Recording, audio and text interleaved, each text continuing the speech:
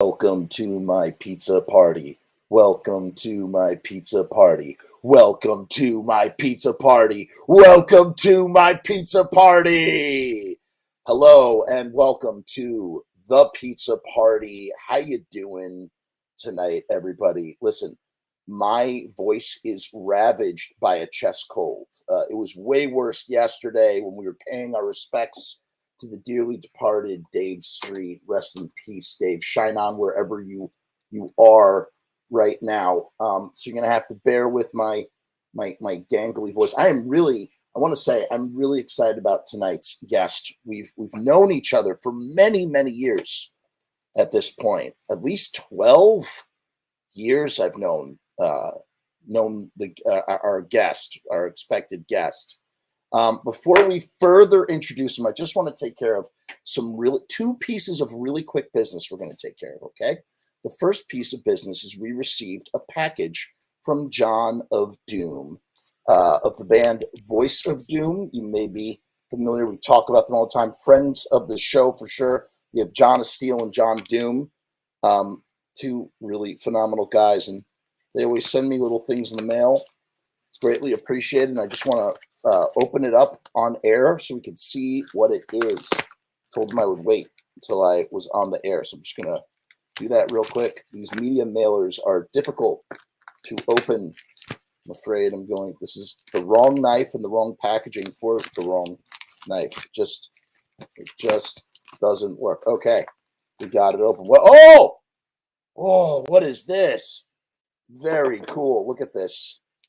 We got this is their new Voice of Doom single that they just released. Check this out. I love the art on this. I got to take it out. It's called The Blood of the One. And we champion independent music on this channel. So we always want to tell people, I love what you're doing backstage. I just want to say that. I love what's going on backstage. You guys will see. You guys will find out. This is not the first time I've seen this happen, but when it happens, I'm so stoked. Look at this. We got a Voice of Doom sticker, special sticker. This is going on the filing cabinet where I keep all my stickers. And let's take a closer look at that art. This is beautiful. You can get this at the Voice of Doom Bandcamp, so check that out. The Blood of the One. I don't have the Bandcamp link handy. We'll put it somewhere. Oh, this is not just a single. This is an EP.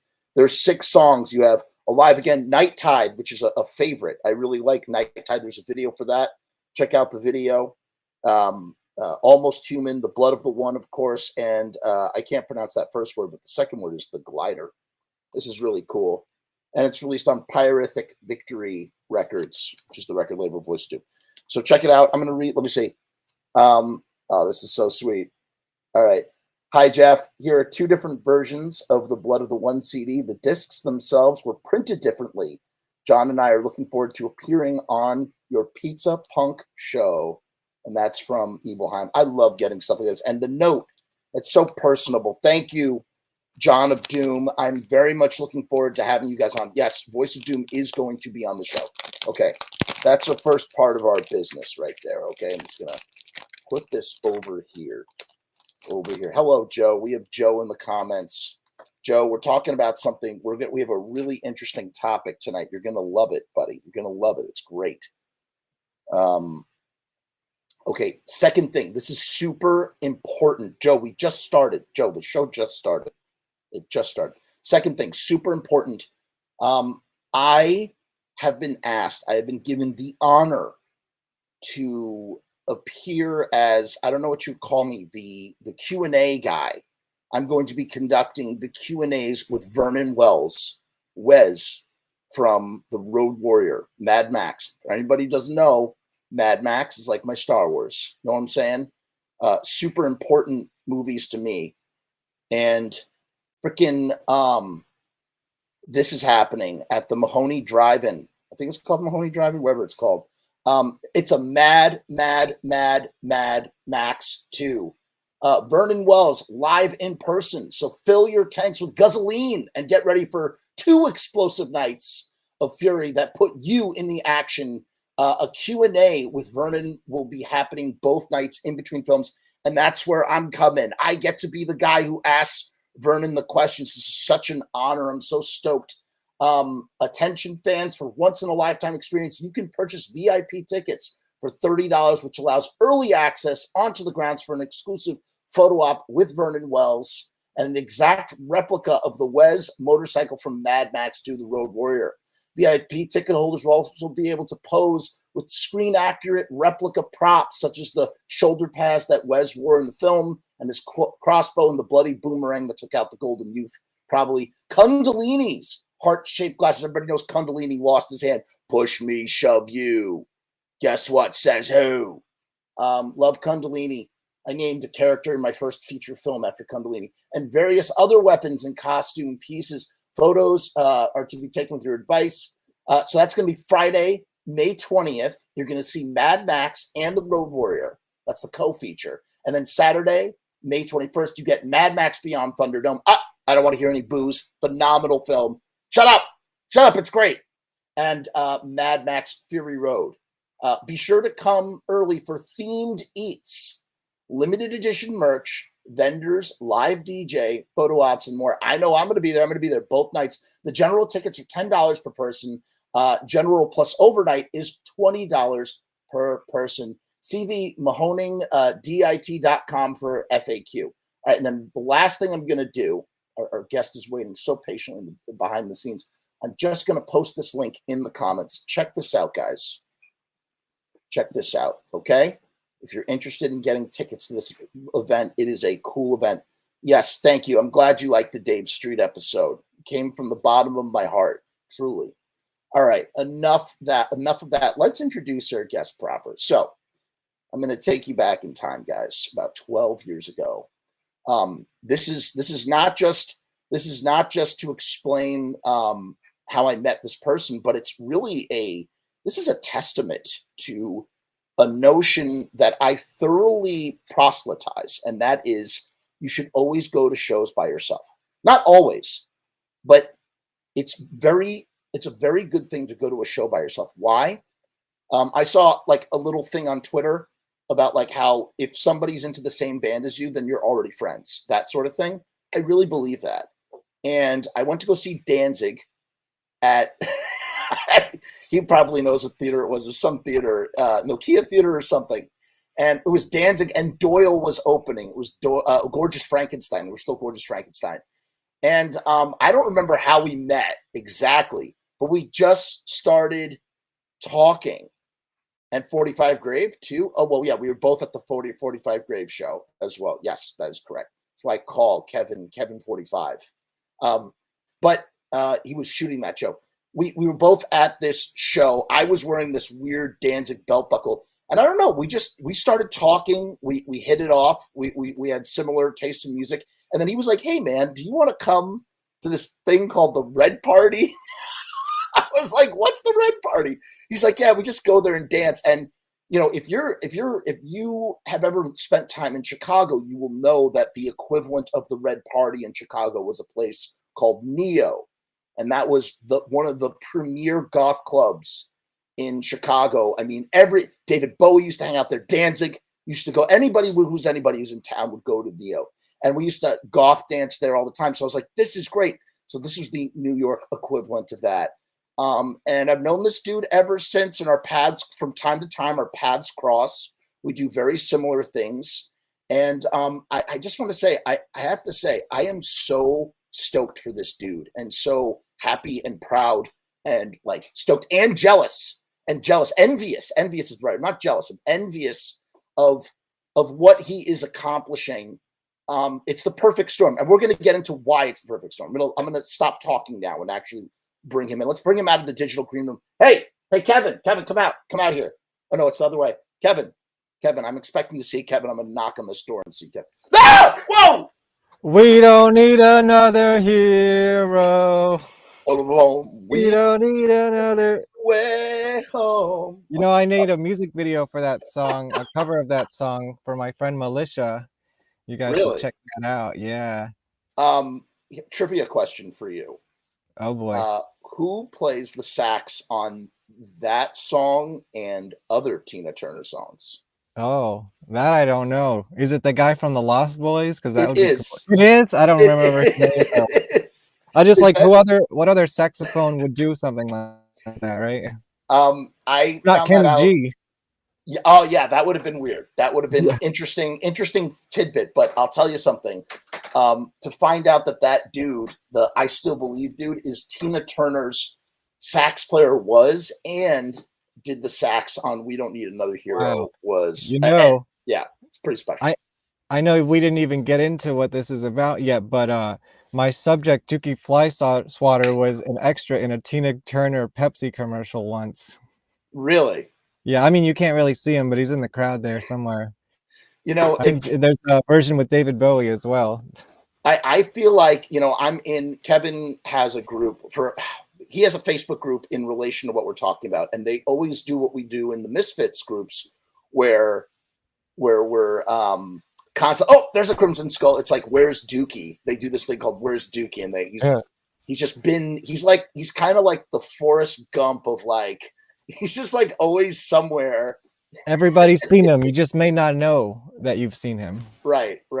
But fill in the gaps on when we met at the Danzig show. What was I missing anything? We did meet at the Danzig show. I thought you always said we met at the 45 Grave show, but I don't remember. It was Danzig, dude. Okay. You were at the Danzig show. That was the night I met Steve Zing for the first time as well. I think so. And is that the night? I mean, we've probably seen Danzig a few times, but was that the night of where the show on stage was the least of the show of the evening, if you know what I mean? Well, was that show? All I know is one really big lummox of a guy turned to another guy and just knocked him out before they even started playing. Yeah, okay, you remember that. Yeah, that was the show, right? Yeah.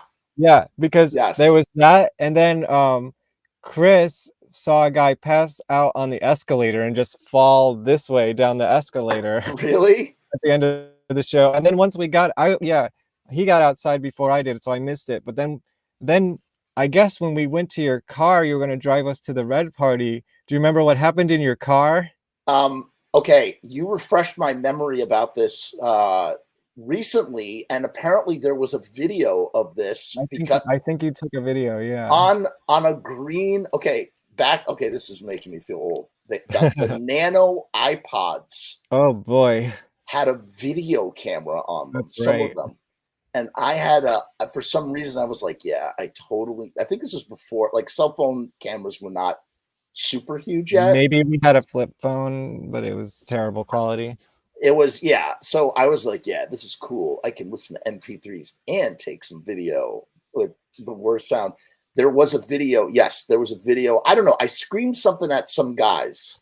Yeah, so we got into your car, me, you, and Chris, and we hadn't turned it on yet. Right, because we started witnessing this couple just screaming at each other and like throwing things and do you remember, I wish I remembered this very specifics. That's why we got to find that video. But she was like, I think it exists. And then you did this. And then you slept with my mother and then whatever. It just got worse and worse and worse. And we were just like, we don't want to alert them to our presence because this is a very personal moment that we are witnessing, like in a dark car that they don't know we're in.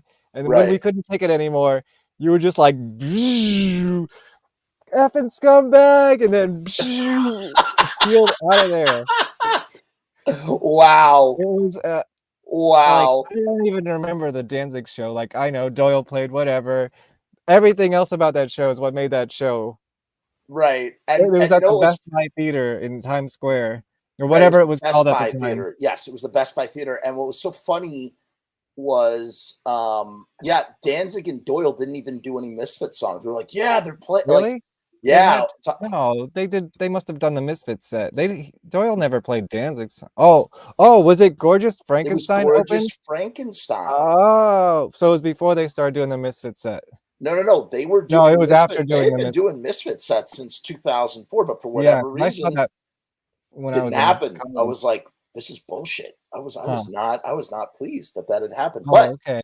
We ended up Frankenstein, yeah.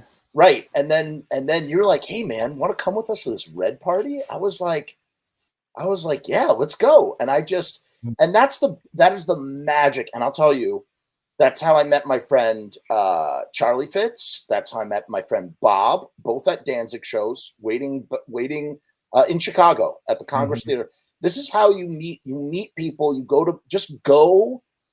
go out there. Like if you have someone to go with someone. But Yeah. like if you don't have, don't let not having someone to go with stop you from going somewhere. That's what it Sometimes I is. prefer that because it's just like you're not tied to anybody. You can just Right. wander around and you don't know You're what not kind of tethered. trouble and you're a little bit more curious and bored, so you're kind of Hmm. looking for more trouble. And I'm used to that because most of the shows I go to, I'm usually working at doing video, so I Hmm. just go by myself and I'm working anyways. So I'm totally used to that. And then we bumped into each other at the 45 grave. Maybe that's That what it makes sense. was. Yeah, because then I was like, if I just met this guy, would I have trusted him to like take my camera while I went to go to the bathroom? Hey, I had You know? completely forgot about that as well. Yeah, Yeah, he was shooting the set, and I'll tell you I- something. Talk about another example of like noticing. Like the show was interesting, but I'll never forget. I remember this. This is literally 12 years ago. I remember there was this one couple off to the side, and this girl who had really frizzy hair, and she was doing this weird kind of bobbing motion to every single song, and I don't remember that. I was mesmerized. I think that you posted that footage, and I even was Hmm. looking for them in the crowd because she I was don't doing know if this I thing where ever she was even just looked going at that like, footage. I gotta dig that stuff up. I don't know, she was doing something. Yeah, put it on your YouTube channel, man. Yeah, yeah. I Um, have such an archive I gotta digitize yeah, still. dude. I mean, now is the time to just, YouTube is where it's at these days, I Yeah. think. Yeah, And because I met up with Dinah like a day later at they were hanging out at Beauty Beauty Bar, Bar. I was Yeah, there you for were that there as well. too. Yes, Yeah, and we both did interviews with her. And yes, my show ended, so I never edited it together. So it's just I have this interview with her too. dude. I mean, unless you So have something else to do with it, upload it, dude. People want to see I that know. stuff. Well, I'm curious to see if I asked her anything about Dukey Flyswatter that night because there's a direct connection between 45 Grave and there's a lot of connection between 45 Right. Grave He's and like a six Garage degrees actually. of Kevin Bacon type of No, guy. yeah, but this is like direct connect. Okay. Actually, the most direct connect besides them playing shows together in the 80s, um, I actually flew out to LA the first of only two times, I guess you could say I ever saw Haunted Garage was a reunion show they did. Wait. Hold on. Before I don't mean to cut you off. I Yeah. just want to go more in order for a second. Okay. Well, this is Let's just the talk 45 about Grave what. connection. Okay, fine. Yeah, Finish yeah. your I'll 45. just Sorry. I don't Go want ahead. to like Go ahead. yeah, I won't get too much into their history yet, but um I flew out to LA to see this one-off reunion show, and that's like when I really met Dookie in person, and like I hung out with him in his house, and we went to Denny's after the show and stuff. And he put me as into the show. I was the chainsaw victim dressed up as Homer Simpson, and he chainsawed my guts out while Dinah Cancer was singing background vocals on stage. Wow. So it was like such a moment. Oh my God, So I was on especially stage with Dinah Cancer from 45 Grave as part of the show. so so that brings us to Haunted Garage, which is you're making a movie about Haunted Garage. And by the way, guys, there is a Indiegogo campaign that's happening right now, and you can see it right here in the ticker parade. The thing at the bottom. Look, that's the album.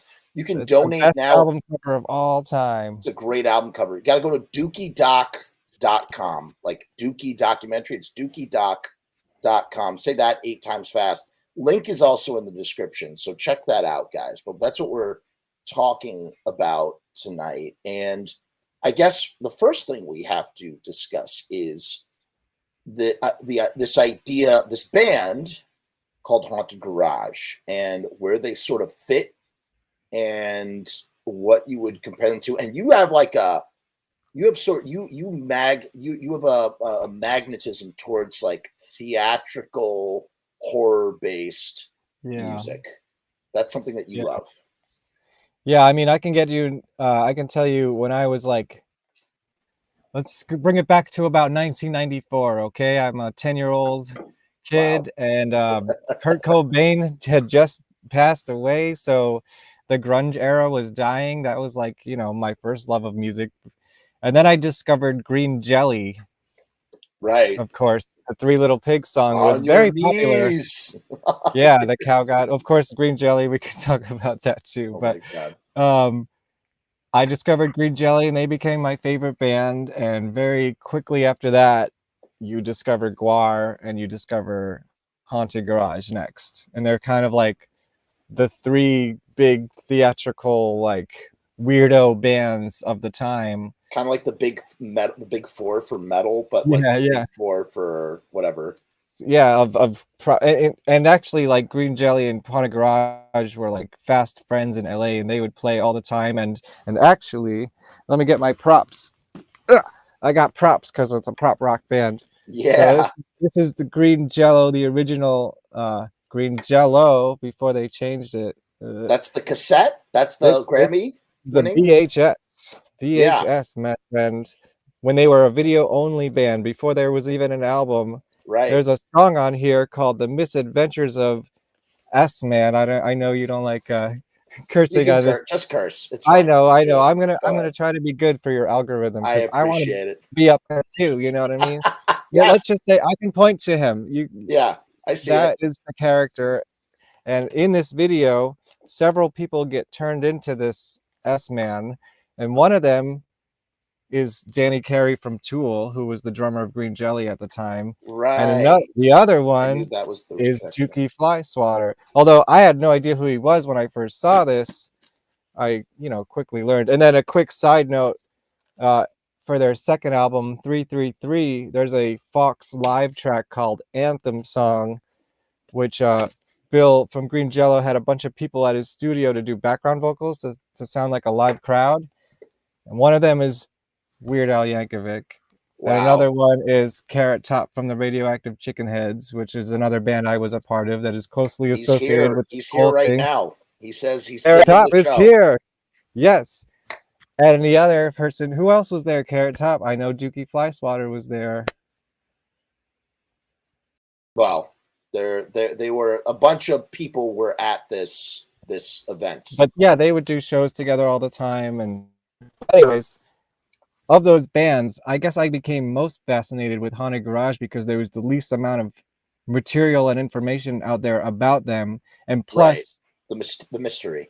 there's a mystery which I'm finally solving because I know there was so much more out there, and that's basically the impetus of this. I wanted more, and boy did I find it. And plus there's already a Green Jelly and Guar documentary, so I got stuck with the Haunted Garage, which is okay with me. Okay, so I'm going to insert what I was going to save this for later in the show, but I'm going to insert it in here now since you just said what you just said. By the way, Carrot Top says that he was there that day and met Dukey that day, and Danny Carey was there. Danny Carey was there. You said you say that you're left with Haunted Garage. This idea that you have ticks every single box for success, in my opinion, for documentary, because one, you have something that's really, really cool and underground and very obscure. That's number one. Number two, it's an intersection of a lot of things: horror, music, like all these different niches. Like you could play at horror festivals, you could play at music, like you could go anywhere with this thing. That's number two. Number three, there are some bands, and I would say a band like Fishbone is a perfect example. You have some bands that are like bands. And what does that mean?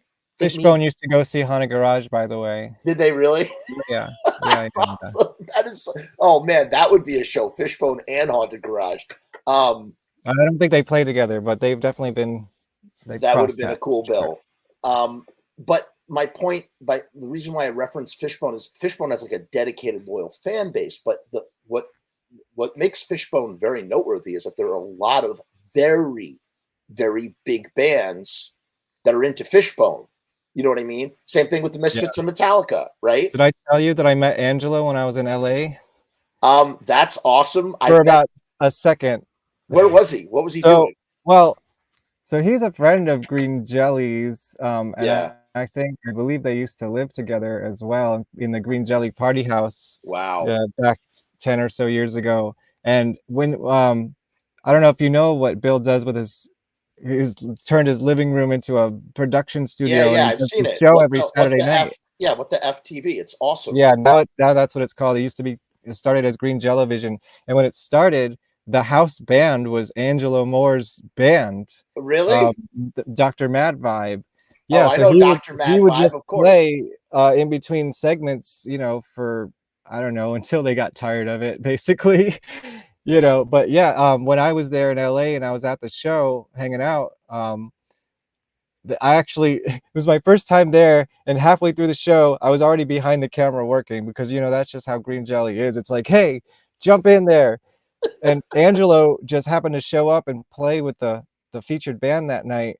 So like I was behind the camera and I was like, that was awesome, man. And then he was gone. Like after the show I He's wanted to talk to him and he was just gone. Dude, he is the craziest dude So ever I filmed because him. I could say I filmed him. It's on YouTube somewhere. Angelo just randomly like shows up in all sorts of random places. I was in an entourage of some kind. I don't know how you would explain it. I was backstage at a Warped Tour date in Chicago in 2009, and Angelo was just working the show. He was just I bet you working. Green Jello was there. I bet you I they were. I don't know if Well, they maybe were. that was the year before they started doing the Warped Tour thing. We saw the Bouncing Souls backstage. We saw a bunch of people backstage. We saw some Bad Religion guys. But what was amazing was that there's Angelo Moore. I recognized him because I'd seen Fishbowl. I was Yeah, like, "Yo, of course. Angelo!" Yeah, And he he's was very just, recognizable. dude. He was working the show, and he sat. We were all. They were like, it was like a cafeteria thing. He just sat by himself, eating. Just I don't know. It was so crazy though. It was so You crazy. saw He's a that very documentary, approachable right? dude. He's a very approachable dude, and he's always just like out. If you go to a Yeah, Fishbone show, you'll always see him out walking around and stuff. Very he easy to is meet. like the ultimate extrovert. Yeah, he's what an awesome like human being. Like all of them are. I love Fishbone. But Yeah. my point to bring us back to what we were talking about. You want a Bad Religion connection real quick or no? Yeah, go ahead, do it. Well, you know who almost signed Haunted Garage in an alternate universe? The label that was courting them Mr. before they Brett, picked Epitaph. get Haunted the Garage was freak this out of close here. to signing with Epitaph. Metal Blade gave them a better deal, so they took it. But in hindsight, they were going to get supposedly Butch Vig to produce the record. Oh my god. In an alternate universe, we would have had Haunted Garage on Epitaph with Butch Vig. It would have been Nirvana, Smashing Pumpkins, L7, Haunted Garage. And Sublime. Butch Sublime. Vig? No, sorry, Not not Butch Butch Vig. I'm Vig. I'm talking talking about about Butch Vig Epitaph. production. No. Yeah. I'm talking about Epitaph. They demoed a bunch of their songs for free in that studio, and it That's didn't Haunted work Garage out. did a bunch of demos there. Yeah, that's Yeah, with Mr. Brett was cool Donnell like the that. engineer. Yeah. He was really cool like that, and he would let bands come in and record and stuff, and Yeah. use their He's right studio. behind Raji's apparently. Damn, I really want to do an LA trip. That would be Dude, it yeah. must have been so Should much go. fun. We It must was have had I don't such a know good how I'm time. gonna top it. Well, even if you don't top it, the fact that you did it is what is awesome. I know. My highlights Um, of my life are like Green Jello Tour 2008, LA documentary filmmaking 2021. that's awesome. Um, Yeah. but what my point with all of that was Fishbone, the Misfits, even all of these guys are, all of them are like bands, like people you have to know who you have to be like kind of like on the level to know Haunted Garage. So they have some level of obscurity. So much like that documentary that was huge, A Band Called Death. Remember that? Yeah, of course. Exploded. Nobody Mhm. had heard of Death. My Nobody friend knew it. introduced it in New York City. So Same person who I did the video for We Don't Need Another Hero, Militia oh Vox. really? Shout out. We have a guest backstage who has popped on. So let's take a quick moment. We're going to take a quick sponsor break, and we are going to bring out our sponsor, riotstickers.com. Guys, the deal is still happening, but that's like kind of going in the back. That's in the foreground now. We have a new thing that's happening, and I'm going to let Josh take the floor for a minute to come in and talk and explain exactly what that is. And then we're going to play you a brand new video, a brand new 60-second video. Nice. From Riot Stickers Productions. So without further ado, let's bring out sponsor of the Frumess channel. We printed out this beautiful banner behind me, Mr. Sharpie Riot himself. Hello, Mr. Sharpie. Hey, how's it going? Hey, Kevin. What up? Hello. Jeff. You're gonna get some business from me at some point. Awesome. I appreciate it. Yeah. Hey, yeah, everything's been awesome. The channel's great. Jeff is awesome. I love it.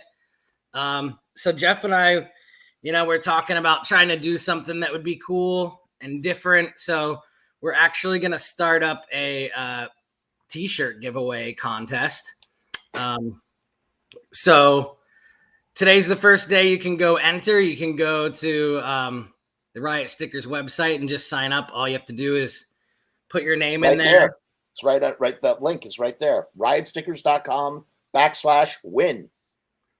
Yeah. And then the beginning of June 1st, we'll draw a winner. So it doesn't cost anything to sign up. Just head to the link and do that. But anyway, I appreciate all the support that we've gotten from the Frumess channel listeners. It's been awesome. And I've had a great time hopping into the chat conversations on YouTube with everyone. Met some new cool people that way. So anyway, yeah, go sign up and hopefully you can win yourself some shirts. Thank you so much for all your kind words and your amazing support. And it's just been so great to be represented by riotstickers.com on this channel. I just want to say that as well. And I don't think any of us will ever get the Riot Stickers theme song out of our head. It is permanent. Well, it's permanently imprinted in mine because I hear it like 5 times a week. Let's play the new video. Ready? Everyone will still get it, but a little bit less of it. Right. Very true. Ready? All right. Hi, I'm a guy from riotstickers.com, the merch company known for being the bomb. Do you hate going to work, but like getting paid? Do you hate snow, but want to make sweet, sweet love to a snowman? That was unexpected. All right, what about this? Do you hate paying for stuff, but like having custom t-shirts? You are in luck. We can't help with the snowman thing. That's probably going to take a therapist, but riotstickers.com is giving you a chance to win a free order of custom shirts. And entering is easier than making sweet, sweet Get her out of here. All you have to do is simply go to riotstickers.com/win and enter your name and email address. Riot Stickers will have a random drawing to pick a winner. So head to riotstickers.com/win for your chance to win free custom shirts. And be sure to check out other custom merch while you're there because it is the bomb. Riotstickers.com, Riot Stickers, we are the bomb. Riotstickers.com, Riot Stickers, we are the bomb. Whoa. And he's gone. Poof. Boom. Just like a puff of smoke. He has disappeared back into the night. But that's the contest, guys. So you go to riotstickers.com/win. Link is in the description as well as right here. Actually, I don't think I put the link in the description yet. I got to add that afterwards. But like I said, riotstickers.com/win. Win a free order of t-shirts, completely free. Does not cost to enter. This is a totally free contest. And from riotstickers.com. We love Riot Stickers. Thank you. Okay. What were we talking about? Bands. Yeah, bands. I feel like Haunted Garage falls into this paradigm. So what you have is you have that factor. And then you have, like I said, this human interest story about this charismatic fellow who is very much like a sort of Forrest Gump footnote. He's omnipotently everywhere, all over the place. But, his personal thing always was a very underground thing that was worshipped and adored. So, yeah. You want to play him the trailer? Because it's so hard to talk about. You got to see it. Should we just play the trailer right now? We should show them the trailer. All right, let's just show them the trailer. All right, guys, we're just going to launch into another video. We're going to show you the trailer because it's just the best way to make any kind of sense of this. Ready? There used to be discussion about the importance of danger, chaos, the possibility of something happening that really wasn't on the schedule. Mr. Dukey Flyswatter and The Haunted Garage!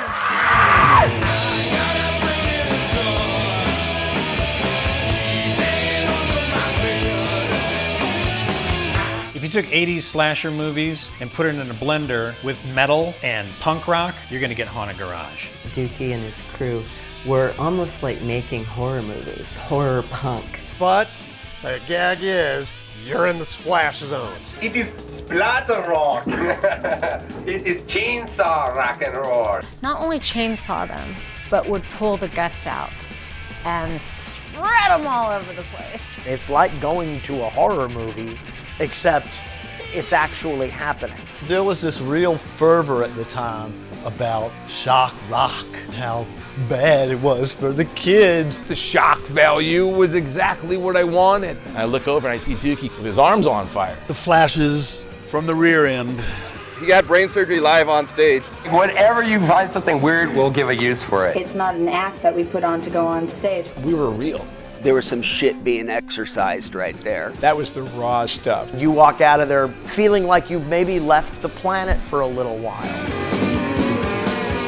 Their legacy is they were unique. They did things that weren't being done, and they did things that were outside of people's comfort zones. Dukey was always just ahead of his time on that. But it really rocked hard. I mean, he had really good musicians in the band. We didn't want it to be only this deep. We wanted it to be this deep. It's Haunted Garage. That's the whole point of taking things too far. They just were doing it to have a good time and make you laugh. It was always fucking fun. Actually, we're a lot more stable than I think Bill Cosby. I don't know how to explain it. It exploded. Paul Stanley and Gene Simmons. Tom Waits was there. We slimed Axl Rose. When you're sitting between Dukey and Elvira, it doesn't get any cooler than that. There were lines around the block to see Haunted Garage. They were the it band at the time. Those guys were gods to who they were gods to.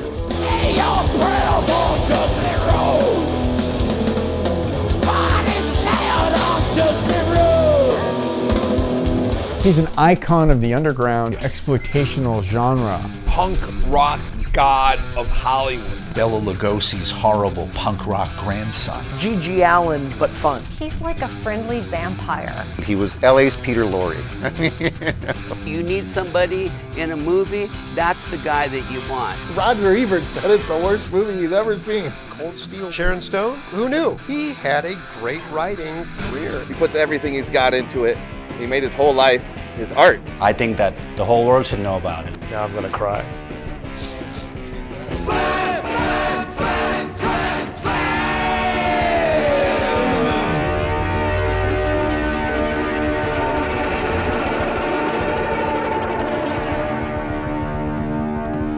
Wait a minute, you're gonna get this. Oh, thank you.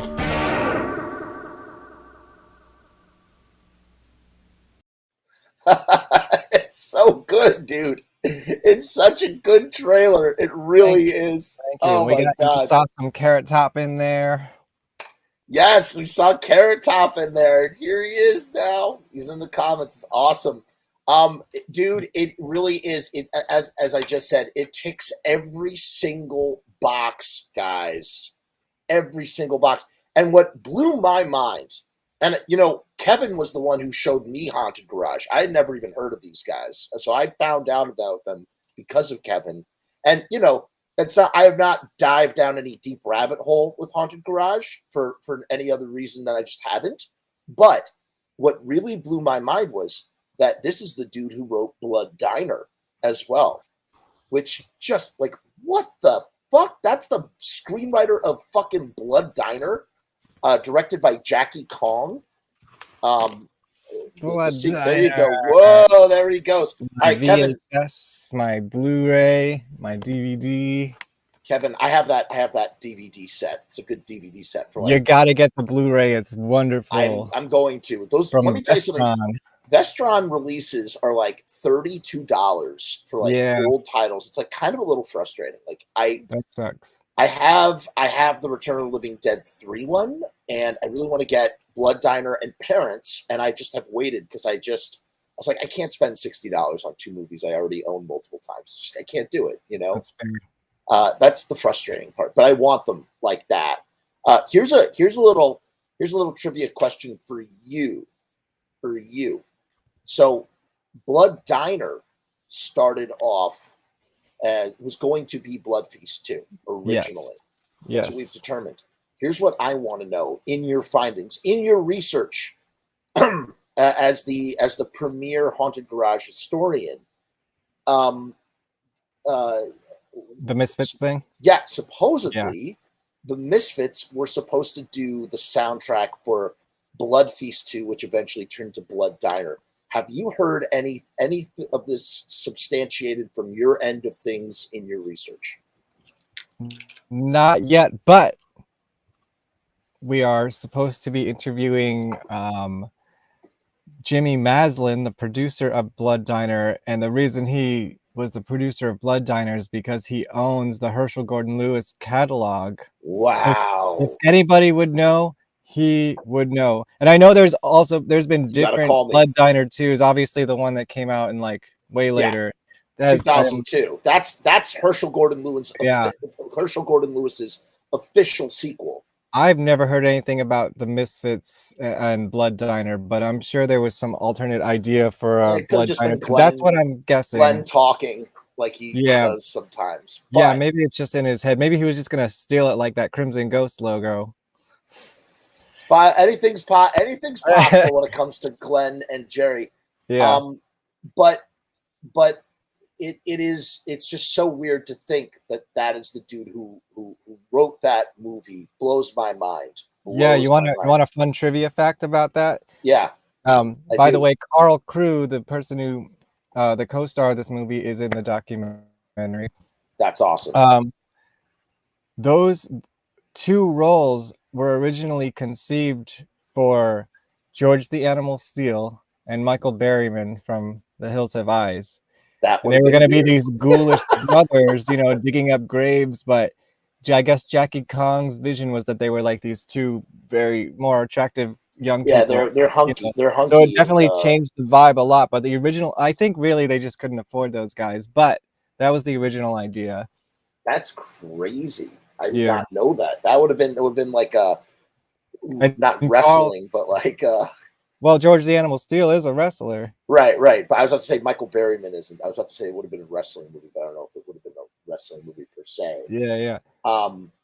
That is crazy. Carl, I don't know how much truth there is to this actually happening, but Carl Crew also says that he wrote a sequel to Blood Diner called Blood Dinner.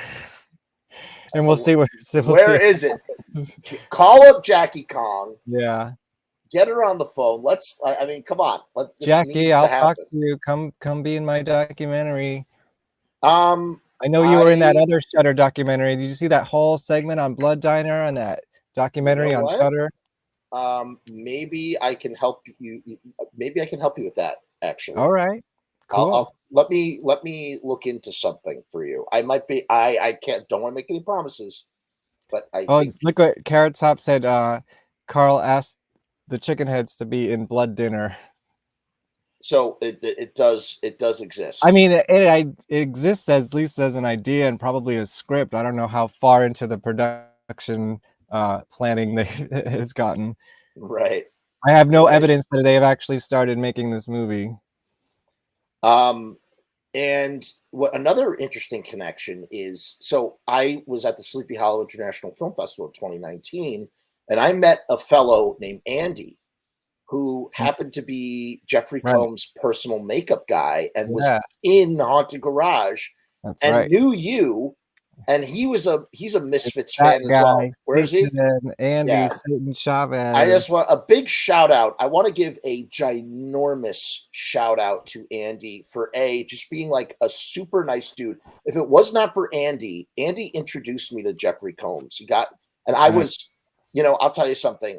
I've been, I've definitely met people who have a way larger profile than Jeffrey Combs, but I've never been so tongue-tied, starstruck as meeting Jeffrey Combs. That was a real, and he's just a guy. He's just a guy, but like that for me, that was huge for me. And I have Andy to thank for that. And he also bestowed me with Jeffrey Combs's nose that he did for Edgar Allan Poe, which it was really nice. It was a really nice thing for him to do. So big shout out to Andy. Big shout out to Andy, also a co-producer on this documentary, because he actually housed me while I was in LA. Oh, you stayed with him. That's awesome. Stayed with him, and most of what you see is actually shot in his place.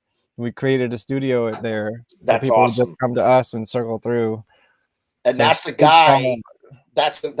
He's an artistic guy. He does special effects and stuff. Yeah. That's the type of guy you want to help. You want helping you create, your set. That's the kind of guitar player you want in Haunted Garage, the one that can do makeup for you. Right. Absolutely. And his wife, Kayla, shout out. Awesome. They're both awesome. makeup artists. Oh, I didn't know that she's a makeup artist as well. That's cool. So what was the impetus for finally deciding to this band that you love? You couldn't do the Guar documentary. You can't do it was Guar and Green Jelly. That those are already in the can. They're in the can. Well, the Green Jelly you can stream on, I believe, Amazon. It's been out for a couple of years. It's a documentary. It's not like the ultimate story of the band, but it's a documentary about them. Guar has Dave Brockie in it. Guar documentary is touring like film festivals right now, so it's not out to the public, but I did watch it on an online film festival a couple months ago, and it's very good. That's awesome. So that's really great. It's there. It's done. I saw it. Yeah. That's really, really great. So the impetus? Yeah. So what made it go down? I was a little bit inspired by you, Jeff. So me? You were inspired by me? Yeah. I was like, wow. A little bit. Yeah. Because I think you had probably started this channel. When did you start this? Like, in the middle of the pandemic, right?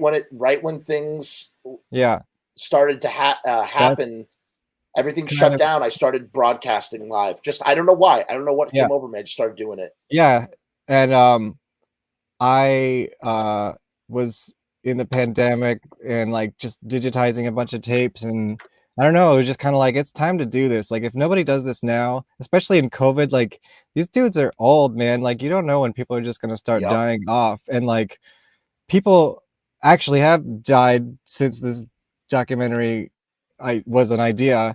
So in particular, shout out Cleve Hall. He's another makeup artist. He had a whole show called Monster Man on Sci-Fi at one point, passed away. And also someone not directly related, but somebody who was handling a bunch of tapes that were supposed to be digitized died the day after those tapes were handed to him. So they are in limbo and probably lost forever. And that is exactly what I was worried about if I didn't start doing this now.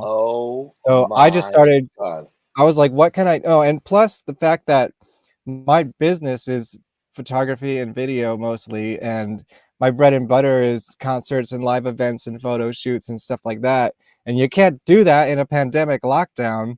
So I was like, it's time to start doing some internal projects. And, this was the result of that, because it's the ultimate passion project for me besides my music. Wow. First of all, I did not, I'm touched. I did not know that. Well, you restarted your Misfits documentary, and I'm like, that's a pretty good idea. You just start doing it, Just start doing it, even if it takes you a really long time. Oh, and it will, because you know how these things go. But it'll take less if you guys all donate a whole bunch of money to Let me tell you something. You should, because I'll tell you, if a good 6 to 8 months of working full time will get any documentary done. But if you have a day job, if you have family obligations, whatever your situation may be, there's only so many hours in the day. And what you touched on, something that I've experienced a whole bunch of in that about 9 people I interviewed have died now. Wow. And Yeah. including Exactly. Yeah, including Dave Brockie. Dave Brockie, Basil Gogos. Right. Dave Street just passed away 2 days ago. I saw that. Sorry, Joey yeah. Image from the band, Billy Stone, Mike Mindless, Walter Lure, Billy Rath, Yeah. all gone. Yeah. All of these people are gone. And it's crazy that John Stab from Government Issue. And what's crazy is like, it's like their essence lives on these tapes now. And it's like, it's so important to document these people while they're still around. Yeah. Yeah. Especially Dukey, you know, because he's still around. And it's good for him to know while he's alive that he's so appreciated, because obviously there's no glory in this business that he does. You know, he's not a rich and famous man in wealth. Right. So celebrate, you know, the underground legends while they're still here. It's and you know, the other thing that you said that's terrifying is the idea of, I mean, that happens, what you just described happens all the time. Somebody passes away, either the person that owns the things or the person that's in the possession of the things, and that stuff disappears forever. Or it goes the way of the dodo. And it's like preserving this stuff, even if it never sees the light of day, or maybe it like won't see the light of day for a long time, it is the Lord's work. You know, that's like my real goal of this, was to preserve their history. You know, maybe for my own selfish benefit, but who cares? That is a good reason to do it.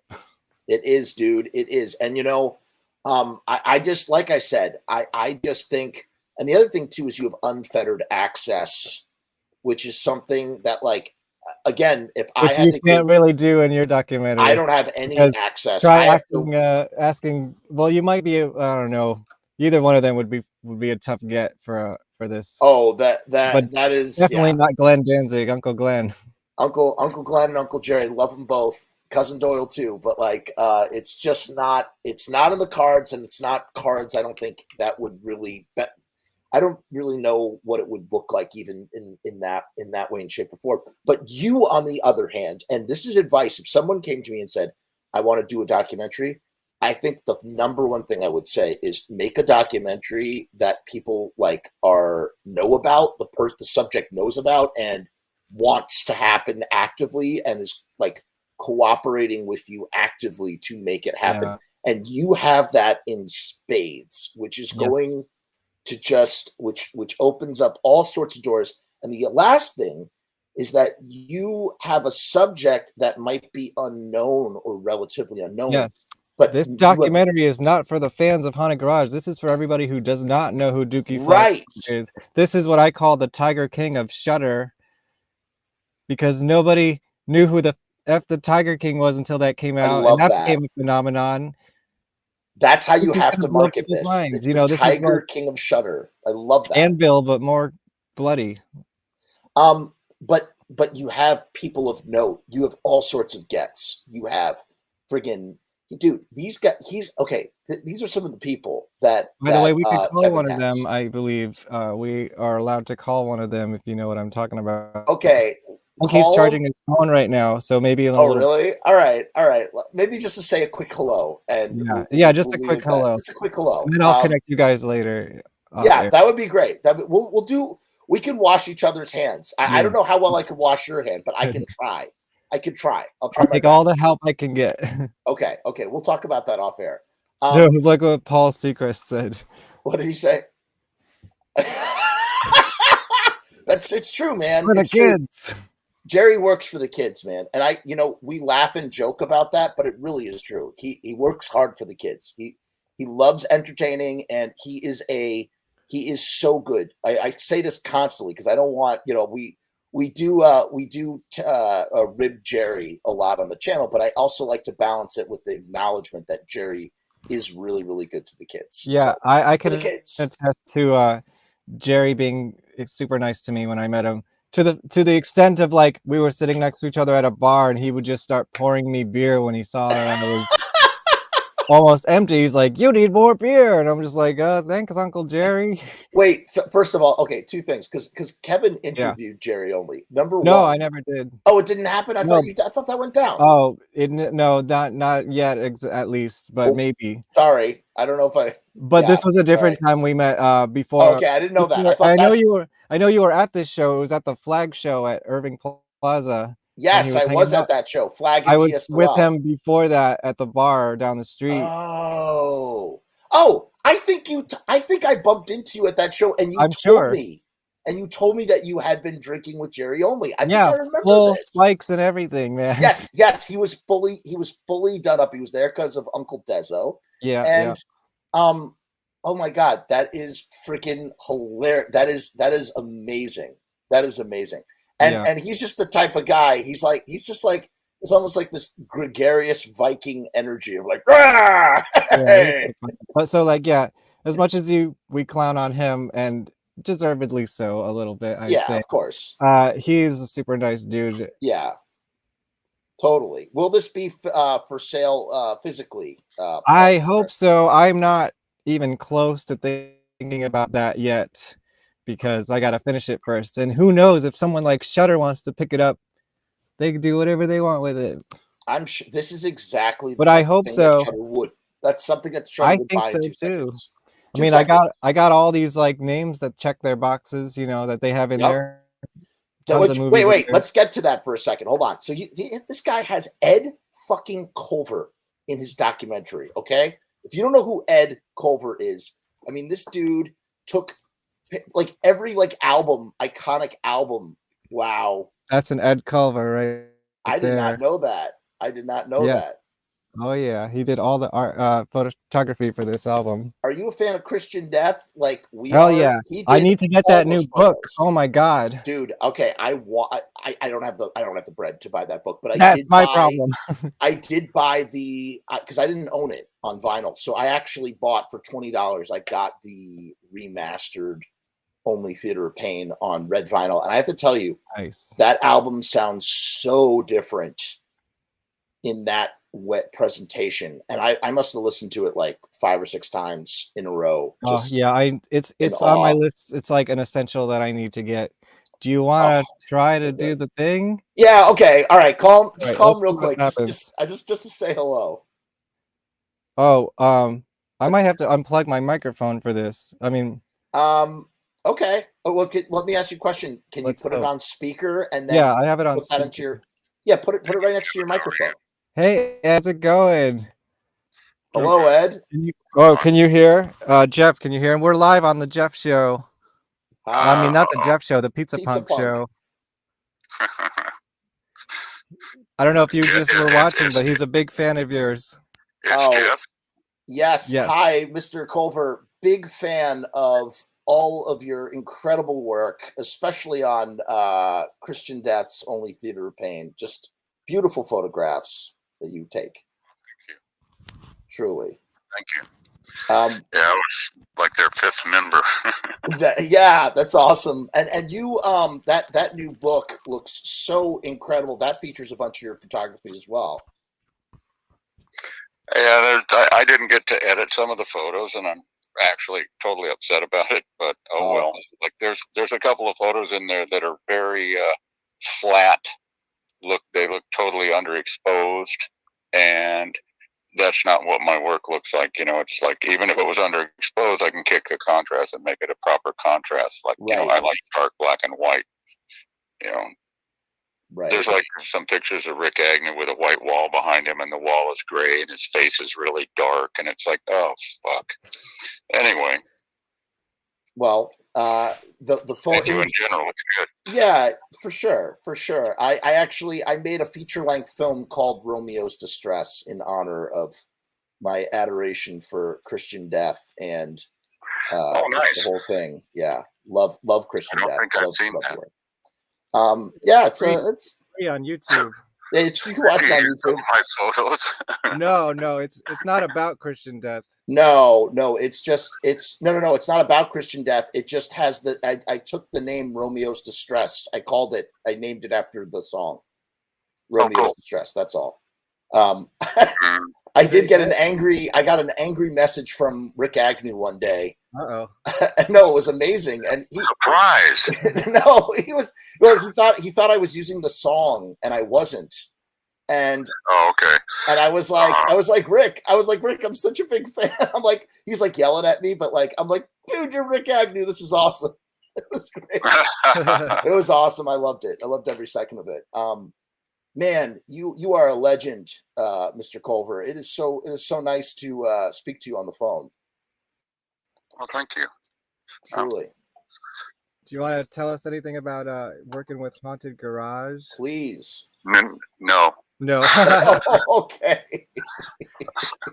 I don't know. They were fun to work with. I've got a lot of photos people still haven't seen that I shot. I did some studio session with them. Yeah, I did this one where I had this tin coffin and I loaded them all up in there, and I had black plastic curtains, and I put black plastic down on the floor and loaded them into the coffin, and one's holding a headsman axe that I have, and then Dukey standing with his foot up on the front of the coffin, and so I kind of did this joke recreation of Washington crossing the Delaware. Wow, that I can picture that perfectly in my mind. What? I can't wait to see all these photographs. Yes. Yeah, it'll happen. I'm working on it. I have so many. I know you are, and I appreciate that. We're getting them all digitized so we can. Oh, nice. Yeah, we're digging them out like we were just talking about, digging out all this footage. You got to get all these photographs out. Mr. Culver, I have so much obscure kind of underground LA music history stuff. I photographed a lot of little tiny bands that nobody's even heard of, and I paid attention to everybody, and I paid attention to details and the nuances of what I was photographing. I don't know. That's awesome. Absolutely. Mr. Culver, I just have one question for you. If you had to pick, what is your favorite medium to shoot in film? Is there a specific I don't know what I'm trying to say here, a specific format of film that you really enjoyed shooting back in the day, or is it just the right tool for the right job? Wait, what type of film was I using? Do you have what a type preference? of camera? Did you have No, just a preference.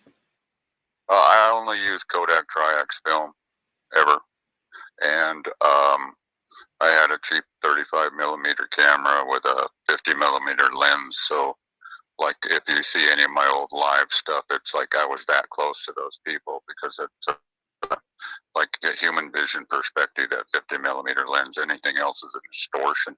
Like fisheye lens stuff, it's it's all in focus, but this guy's got a huge nose, and the guitar player's back there somewhere, that kind of thing. I think. Nifty 50, they call it, the Nifty 50. Yeah, I worked with that a lot until I got a studio. Then I got into medium format, and then 4x5. Right. Yeah, that's actually what I was curious about when I asked that question. I just was curious to know if you were ever working in medium format and stuff like that. It's pretty cool. Yeah, I got a RB67 set up, and I wore out every element of it: the puller, back two film packs, the lens, everything. I wore Wow. it all out. Yeah, and then I got a Mamiya RZ67. I don't. Hasselblads are great cameras. They're kind of like a watch, but it's like my hands are too big, and those things feel like a toy in my hand. They're not designed to hand hold, and then you're just, kind of tinkering around over this little thing. I hated that. I'd bring out the Mamiya, and people think it was a video camera. That always cracked me up. Wow. Yeah, that was Hasselblad does 2 1/4 square, and the Mamiyas did 2 1/4 by 2 3/4. It would blow up exactly into an 8 by 10. Wow. Yeah. So cool. Well, thank you so much, Edward. Thank you. Guys. I think you should be on this show if you're able and willing. Oh, I would love to pick your brain. Love to. Okay. Well, that would be cool, Jeff. I'd appreciate it if you want. Oh, very much. Very much. Yeah, I'll connect you guys. Very much. We'll talk. Very nice to meet you, Mr. Culver. Thank you. I appreciate it. All right. Thank you. you. Thank you so much. I'll talk to you later. All right. Bye-bye. Bye. Wow, that was so cool, man. Dude, That dude was is so fun. cool. I had such a good time. Like we went to his house to do his interview. And Yeah. it's just like no TVs anywhere. Just like it's like a museum of Wow. cool stuff and just mounds of old negatives. And you're just looking, you look down and you're like 45 Grave, Adolescence, you know, just every single LA punk band ever. You're like, this Amazing. guy's got it. That is amazing.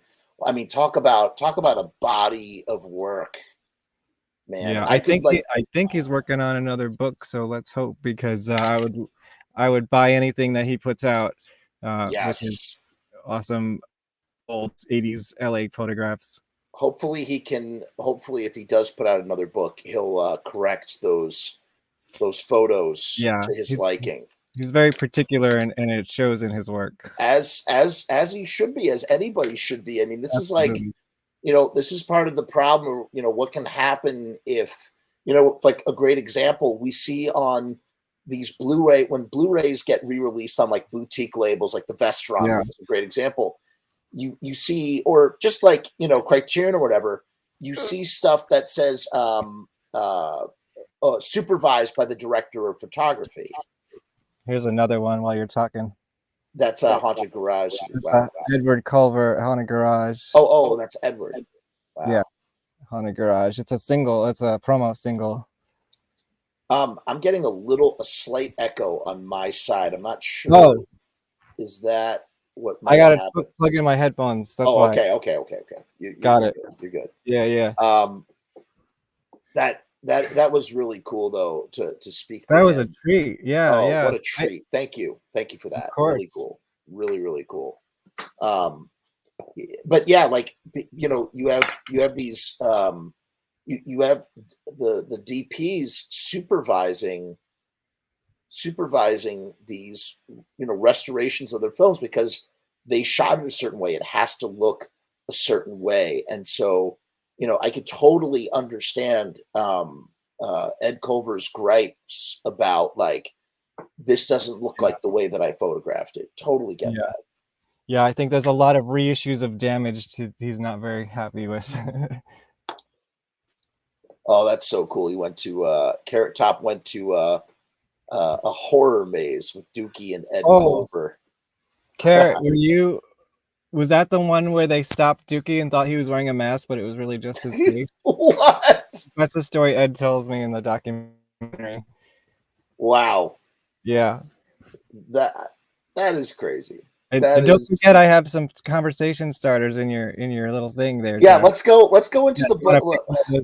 Let's do that. Let's go into the little the good. Where do you want to take this first? I'm gonna just randomly select something, and we're gonna play a clip. So this is raw. This is very raw and just very relevant to topics that you talk about.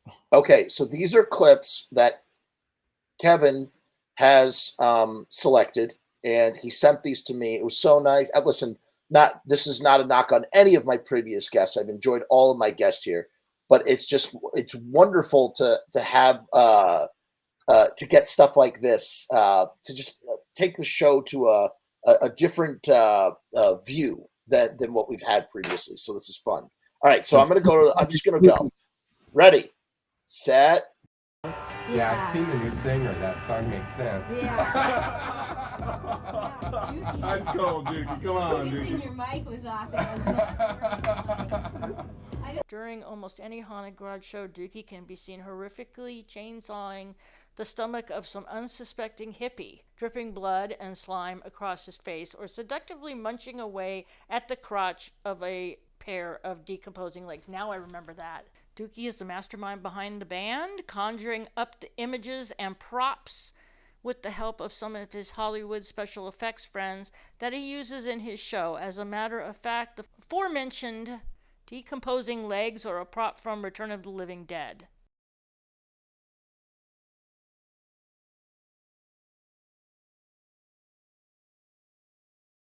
Wow. Trigger warning. Sorry. That was awesome. Okay. I watched Return of the Living Dead the other day, and I couldn't find that anywhere. So I'm going to the experts. Maybe it's from Evil Dead 2. I mean, Return of the Living Dead 2. I'm not sure. I want to pass it to the experts, and you guys find me those legs in Return of the Living Dead. Okay, so the first thing I thought of was, is this the other part of the half corpse when they're axing the spinal column? But then I'm thinking, I don't think we never saw her legs, and why would we need I was to? thinking. No, Yeah. I don't think it could. That's not it. That's definitely not it. It must be from Return of the Living Dead 2. I don't know. Yeah, I will I'm definitely familiar with that one. We've been I interviewed. It's funny. I have all these interviews in the bank that I haven't You put could on do the the channel. documentary on this movie too, man. Yeah, yes, right. Well, there's one that already is out there. It's so Right. good. More Brains. It's so good. Like, I don't know how much more definitive you can get than And that. of course, the 45 Grave connection there. Linnea Quigley was in a whole bunch of movies with Dukey Flyswatter. And Dinah Cancer, Dinah. she was the soundtrack supervisor for Return Oh, of the really? Dead. Well, that She would make picked the bands. She picked all the bands. I didn't know that. Found that out recently. It's a great little soundtrack. And the Cramps, Haunted Garage went on tour with the Cramps. Yes, that is. I saw the flyer for that. Yeah. They play. I mean, that's a perfect billing. So oh my God, there's lots of stories about that tour too. Really, you're gonna have. This is what will bog you down when you're doing this. You have so much. It's Yeah. like how does it go from? Oh my God. There's going to be so much on the cutting room floor. That's why you got to sign up for my Patreon. I mean, Yeah. my Indiegogo. Dude, my Indiegogo. There's a behind the scenes perk because I got to put some of this stuff somewhere. For sure. You do the bonus disc. Yeah. You do the bonus disc, but that doesn't mean that the bonus disc is a part of the DVD. It just means it's a DVD. It just means it's a perk. That's it. Right. It's going to just be like, I'm just going to send them out whenever I find something cool that I want to send out. Like these little clips I'm showing you. Just like, this probably won't get used or it might be edited down, but like, here's a little story. That's the do with your documentary. Yes, and that's the question you always have to ask yourself. At the time you recording it, you're thinking, oh, this is good, this is good, this is good. Then you have to ask yourself, does this tell the story, or is this add to any kind of meaningful narrative? No, I'm gonna have about 50 interviews at least, and like, if you give everyone 2 minutes, that's a full-length documentary. So there's gonna be a lot. On that's good stuff left over. Yeah, I mean, if you have, you said you had 40 interviews so far, so that means yeah. And if each one of those interviews is an hour long, that means you have 40 hours of footage. And if a documentary is 90 minutes to 2 hours long, then you're going to have that's a good shooting ratio for a documentary is like 1 to 10 or something. It's going to really be like this, man. Yeah. Well, the trailer really speaks to what you're capable of. And thank you. It's going to be, I can't wait to see it when it comes out. And guys, again, if you're just joining us, you can support the creation of this art by donating now to the dukeydoc.com. This is independent art. This is not something that's backed by any sort of, as Lloyd Kaufman would say, it's not backed by the evil conglomerates. Lloyd Kaufman, who we are interviewing next week for this documentary. There you go. Uncle Lloyd Kaufman another uncle. Will be in the life and slimes of Dukey Flyswatter and Haunted Garage, talking about the trauma classic Surf Nazis Must Die, starring Dukey Flyswatter. Right. Yes. Where's my props? This just came out in February, this Blu-ray. Wow. Surf Nazis. I gotta check that out. Yes. So yeah, that just going back for a second, I'm throwing that Return of the Living Dead fact out to all you experts. Someone find me where that prop is, because I don't know where it is, and I would like that's part of the story, man. Well, I'll tell you something, in terms of Return of the Living Dead, I'm discovering stuff all the time in that film, and I spoke to Miguel Nunez, aka Spider, for this channel. It just still haven't friggin' put it out yet. It's ready to go. I know, I'm waiting for it. I'm just like, I have to edit and some speaking things of awesome interviews you've done, although I haven't watched it yet, how am I supposed to follow Lee Ving, man?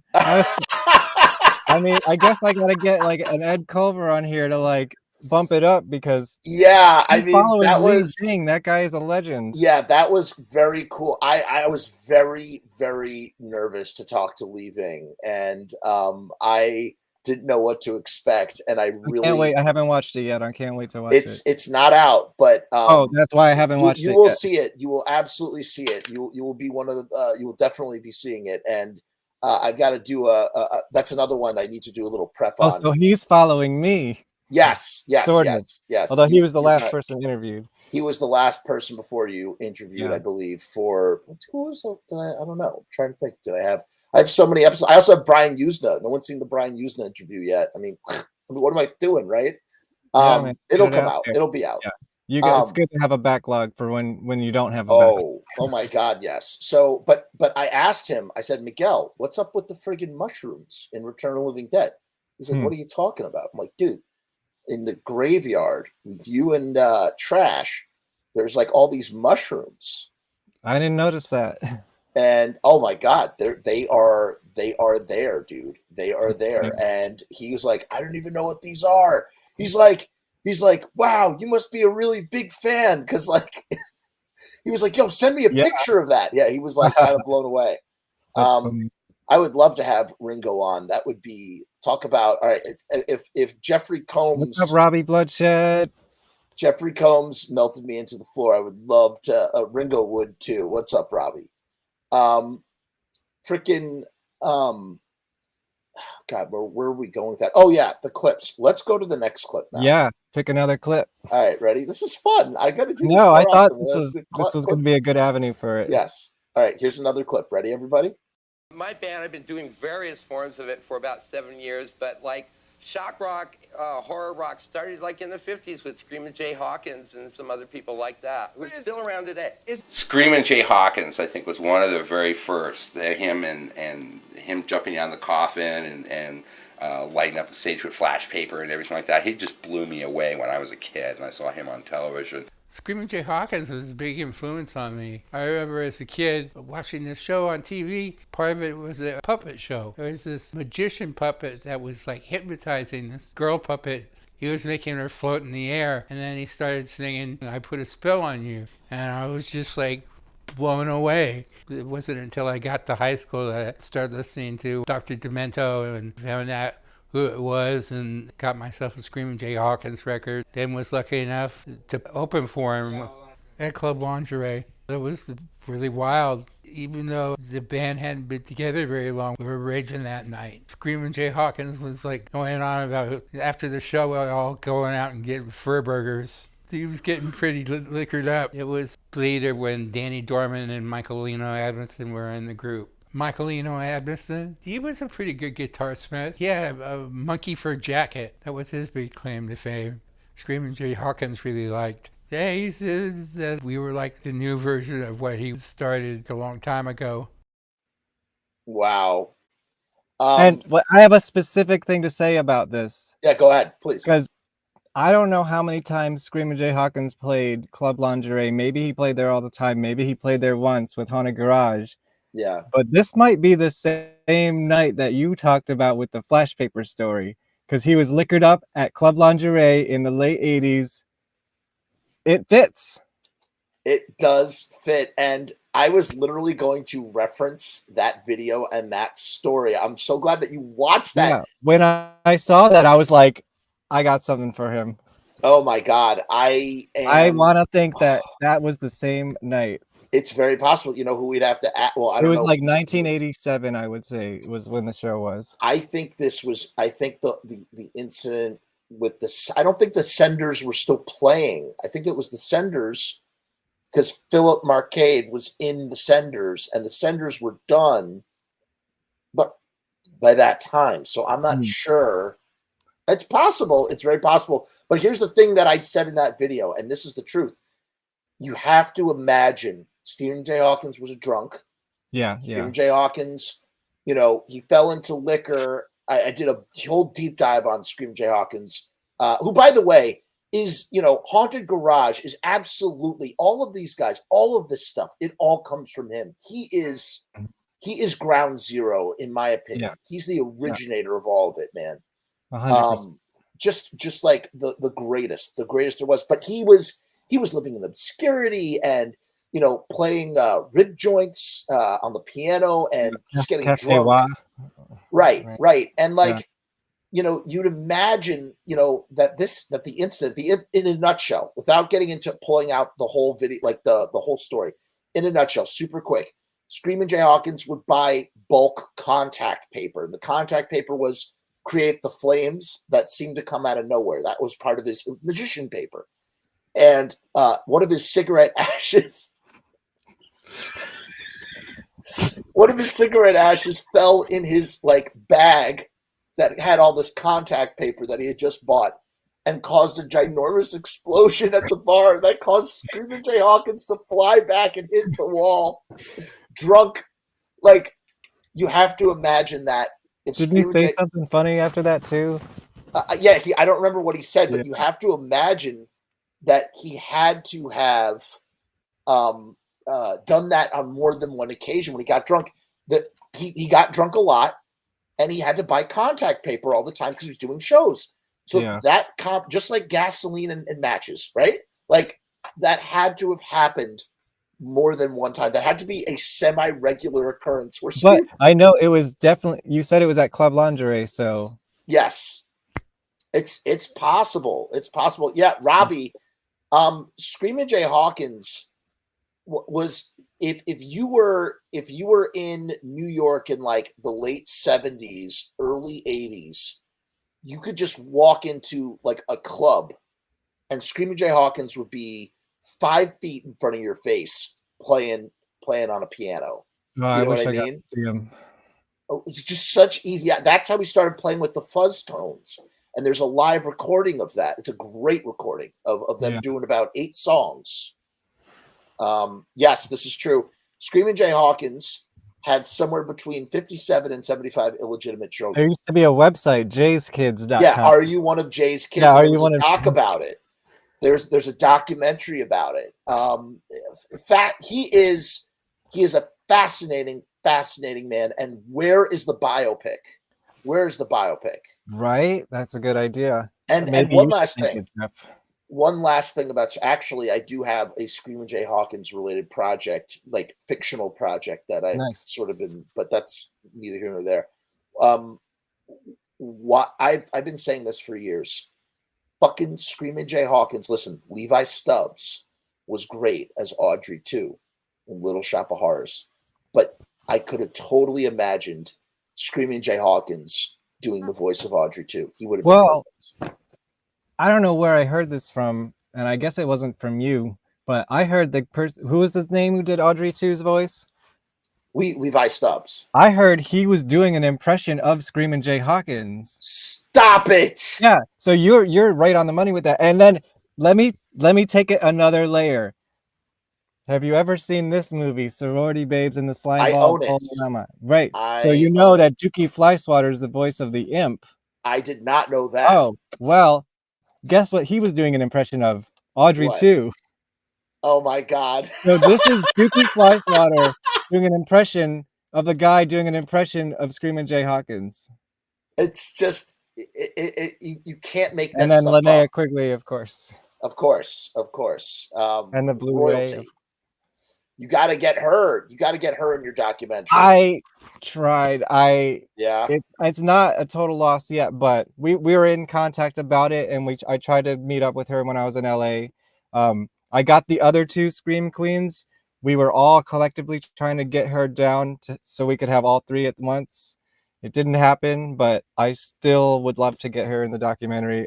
I feel like it would be incomplete without her. Let's talk about that a little bit, because I have a lot of experience in this matter too. When you are trying to solicit people for interviews, is such a difficult, or can be such a difficult task. And she's busy, you know. When she's not doing movies, she's got all her dogs. Totally. How was that experience? I mean, you had, as you said, you had unfettered access, so you had a lot of introductions, I'm sure, on some level. But were there any, and you don't have to name names, but did you find yourself at any time where you had to like really sort of do some like monkey tricks to like, get a couple of sound bites in the can? Not really. Not really. I Wow. mean, there's some people I'm still trying to get, so maybe I'll have this story Right. next time we talk, but Right. yeah, I'm still trying to get some people, including some of the old band members of Haunted Garage. You can't take no for an answer. That's No, the number it's one gonna be thing. incomplete without them, and I The hope number that one with thing. this launch and the trailer and like all this press, like they're just gonna have to be like, all right, I'll do it. Yeah, just you know what? There are some people out there that they need to see something before they want to And get the involved. biggest issue isn't wrangling them so much as I don't have direct contact with them. I've had indirect contact with these people, and that's not good enough. Like, I at least want to be like, hey, even if you tell me no, tell it to me and like at least let me be in contact with you about it. You know what I mean? So that's where I'm trying to be with some of these people. Yeah, no, for sure. And you know what? If you come back, here's the thing. I have often, in general, and especially in today's world, and without going too far off this path, the word no is a very important word that must always be respected.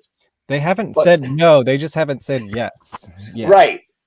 But in the matter of trying to chase people for interviews, you should never take no for an answer. You always just take it as a not yet. Yeah. You Exactly. You put it on the back burner and you go, I will come back to you later. There's 1,000 fish to fry. Mhm. And there's so many people I could talk to. I'm just going to focus now on something else. And then I'm going to circle back around and try and speak to you. And Yeah. there were several times where that happened to me, where it took years, but I finally spoke to people that I had been trying to speak to for a long time, you Yeah. know? So Yeah. It's like, I definitely have enough material to make a full-length documentary already, but to me, it's gonna be incomplete without some of these people in it. So, right. and Totally. it's not that they're like, they're just not in the public eye like at all, so it's just kind of like one of those situations for the most part. They're just like off the grid more or less and just doing their own thing. They're like old people now, you know what I mean? Yes. But yeah, I'm you hoping will, just at a certain point they're gonna be like, well, I don't want everyone else to talk for me because I am part of the Right. story. Right. It's so true. Let's play that next clip. Ready? Third clip. One We're more going clip. for it. Ready? One more. I always love when they do the Misfit covers. If there's anything that I had done to affect Dukey on the music, I was a big Misfits fan. Michael had heard of the Misfits, but he had not heard them. I'd play the Misfits, and he would like bit by bit say, "Who is this? Are they saying like movie titles in the songs? Yeah, this is the Misfits. This is brilliant." And I said, "It's punk." If there was anything I might want to say to you of the music that I've heard of your blues band is that it's just a tad too slow. Maybe if you just kicked it up a little bit, that might be your little niche. At the time, the Misfits had been broken up. This is around 87 now. He started coming up with titles that may not necessarily have been from movies, but they sounded like they would be titles for movies. Michael writes horror movies. That changed things. The tempo just got phenomenally faster.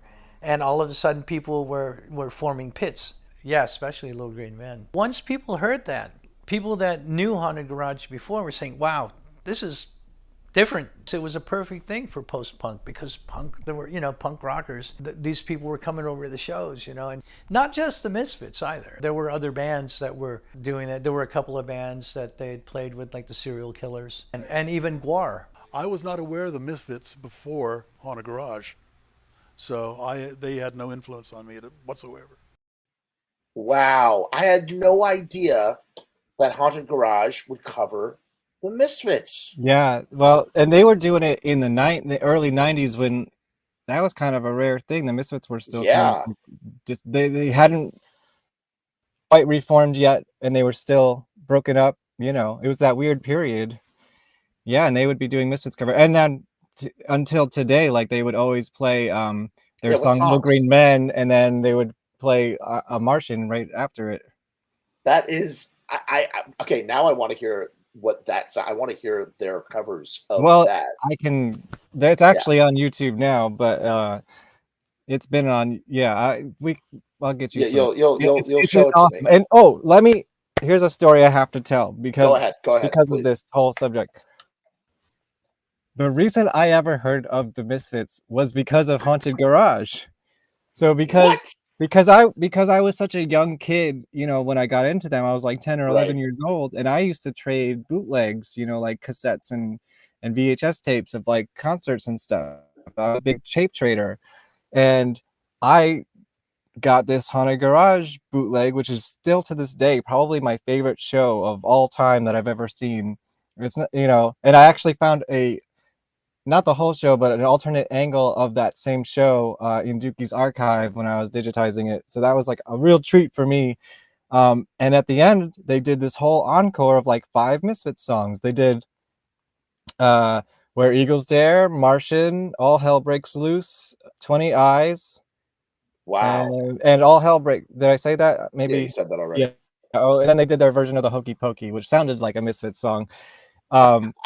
And I was just like, these are the coolest songs I've ever fucking heard. What is this? And it wasn't until like probably at least, I mean, it seemed like a long time at the time, but when you're 10, 11 years old every year, it seems like a long time.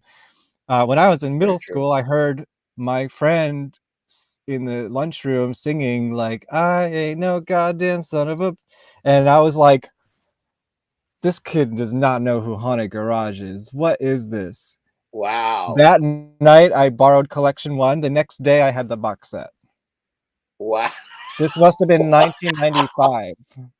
What? Okay, so it couldn't. Okay, wait. Did the box set came? I think the box set came out in 96 or 97. No, maybe This it was must have been 1996. 1996. Right. Whenever the box set came out is when you Yeah. had. Yeah. Wow. That Yeah. is. So, and that's then amazing. the Misfits, of course, just changed my life forever. Right. Right. But it's interesting how how you were that's how you were exposed to the Misfits. It was all because of Haunted Garage. So I was singing those songs before I knew they were Misfits songs. And it was funny because yeah, sorry, go ahead. My brother was a big Typo Negative fan, and I was too, but they were actually my first concert, but he actually saw them Halloween night at L'Amour's one year, and that's when they did the encore with Jerry and Doyle right before Michael joined the band. And I guess Pete was still singing those songs. I know there's a whole thing about that. That's like the first show, straight up. Yeah. So my brother was actually there, and he came home. He's like, these guys came up for the encore, and I think he would really like them. And I had no idea. I knew who Danzig was, but I had no idea he was in the Misfits. And I just kind of like, oh, that's cool. I didn't think about it until years later when I discovered them the way I just told you. And then I was like, oh my God, you saw the fucking Misfits with Pete, like Typo Negative? Like, that's insane. Oh, wait. You said this was at L'Amour's. Okay, so it was not. Yeah. No. The first one was at Coney Island. Coney Island High. No. But this was a Typo Negative show where Jerry and Doyle just came up for the encore and played a bunch of Misfit songs with them. Oh. So that was the same before night. Michael. Nope, that was the same the band. night. They then later that night went to Coney Island. Wow, really? High and played with Michael Graves and Dr. Chud for the first time. Was that the Shocking Return show? Yes, I believe so. Do not quote me on that. I used to listen to that all the time. But I think that they had played a show earlier that night at like a Typo Negative show. Okay, maybe it was Halloween night. I'm sure we could go to Misfit Central and figure this out. Oh, we can do one better because when Jonathan Grimm comes back on the show, we'll just ask him directly. We'll just ask him directly because he was there for all of it. I mean, the guy was literally there, which is great. So we could, because Misfits 95 is somewhat of a blind spot for me. Not entirely, but compared to, say, I mean, well, all of it's a blind spot, but in terms of like what I'm familiar with. I'm sure you're still more knowledgeable than most people in the world about it. I don't know why or how, and then it's a couple of years later. No, sorry to cut you off.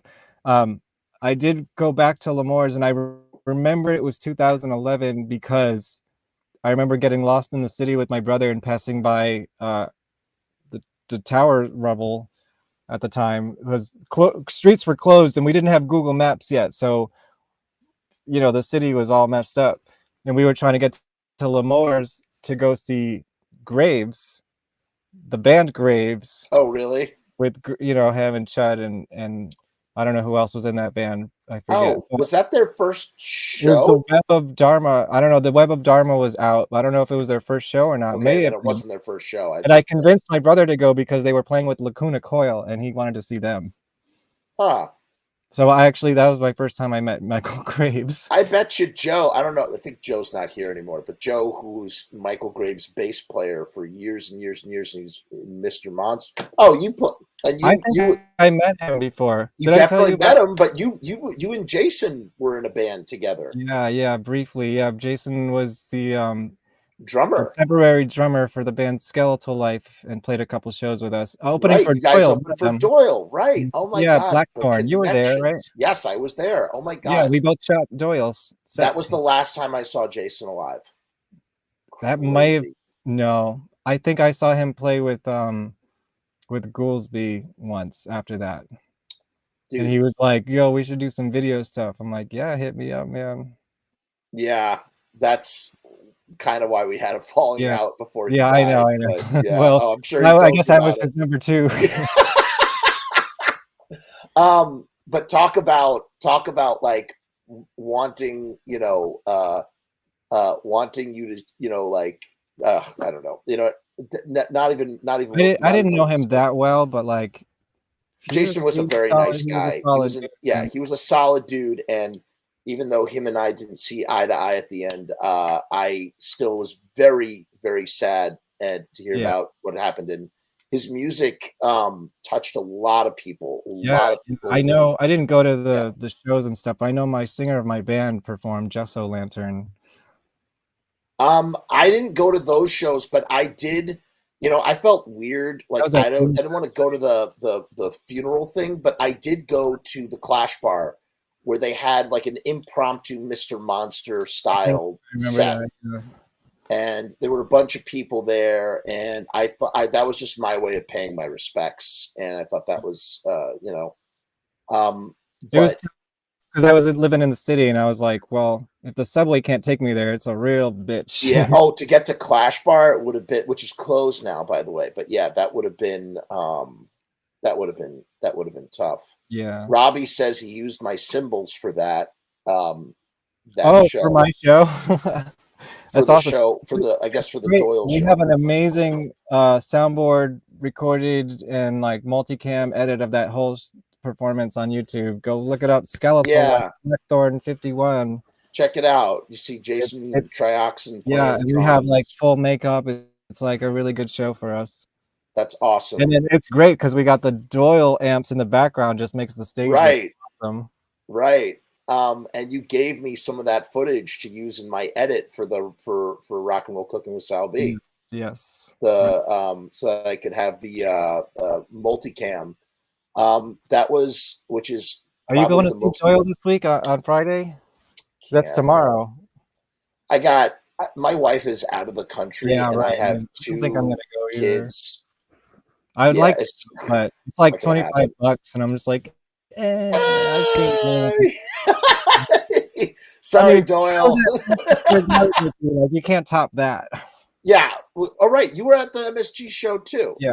I was way up there somewhere. Bro, you can't top the Damned opening for the Misfits. I missed most of their set because I was late, but I was watching it. My friend live stream it on YouTube while I was on the train, and then we got there for the last few songs, so at least we were all like neat, and it was actually DJ Templar. I was watching his stream, and he's the creator of the Red Party. Yeah, the Red Party man. Templar. Yeah, shout out. I saw this past weekend at the Dark Side of the Con. Does he still do the Red Party, or is that? Yeah, they're actually, because I was talking to him this weekend. I saw him at this convention, and I was like, I remember the first Red Party ever I went to. It must have been. He's like, it must have been 13 years ago because we're doing our 13th anniversary this month or next month. I'm like, holy crap! You were also involved with a vampire show. I remember when you were It was Oh, web the series. Sky of the Damned or something like that. I just remember you were shooting a vampire. Or maybe I don't know. You shot Yeah, something for a I helped do vampire. like a promo for it. I didn't shoot the actual show, but yeah. Oh, okay. I never actually saw the whole thing. I saw the thing I did, but Right. Yeah, I don't know whatever Um, happened with that, but I remember you were doing something like that in my periphery. It was there that you were yeah. working on that as well.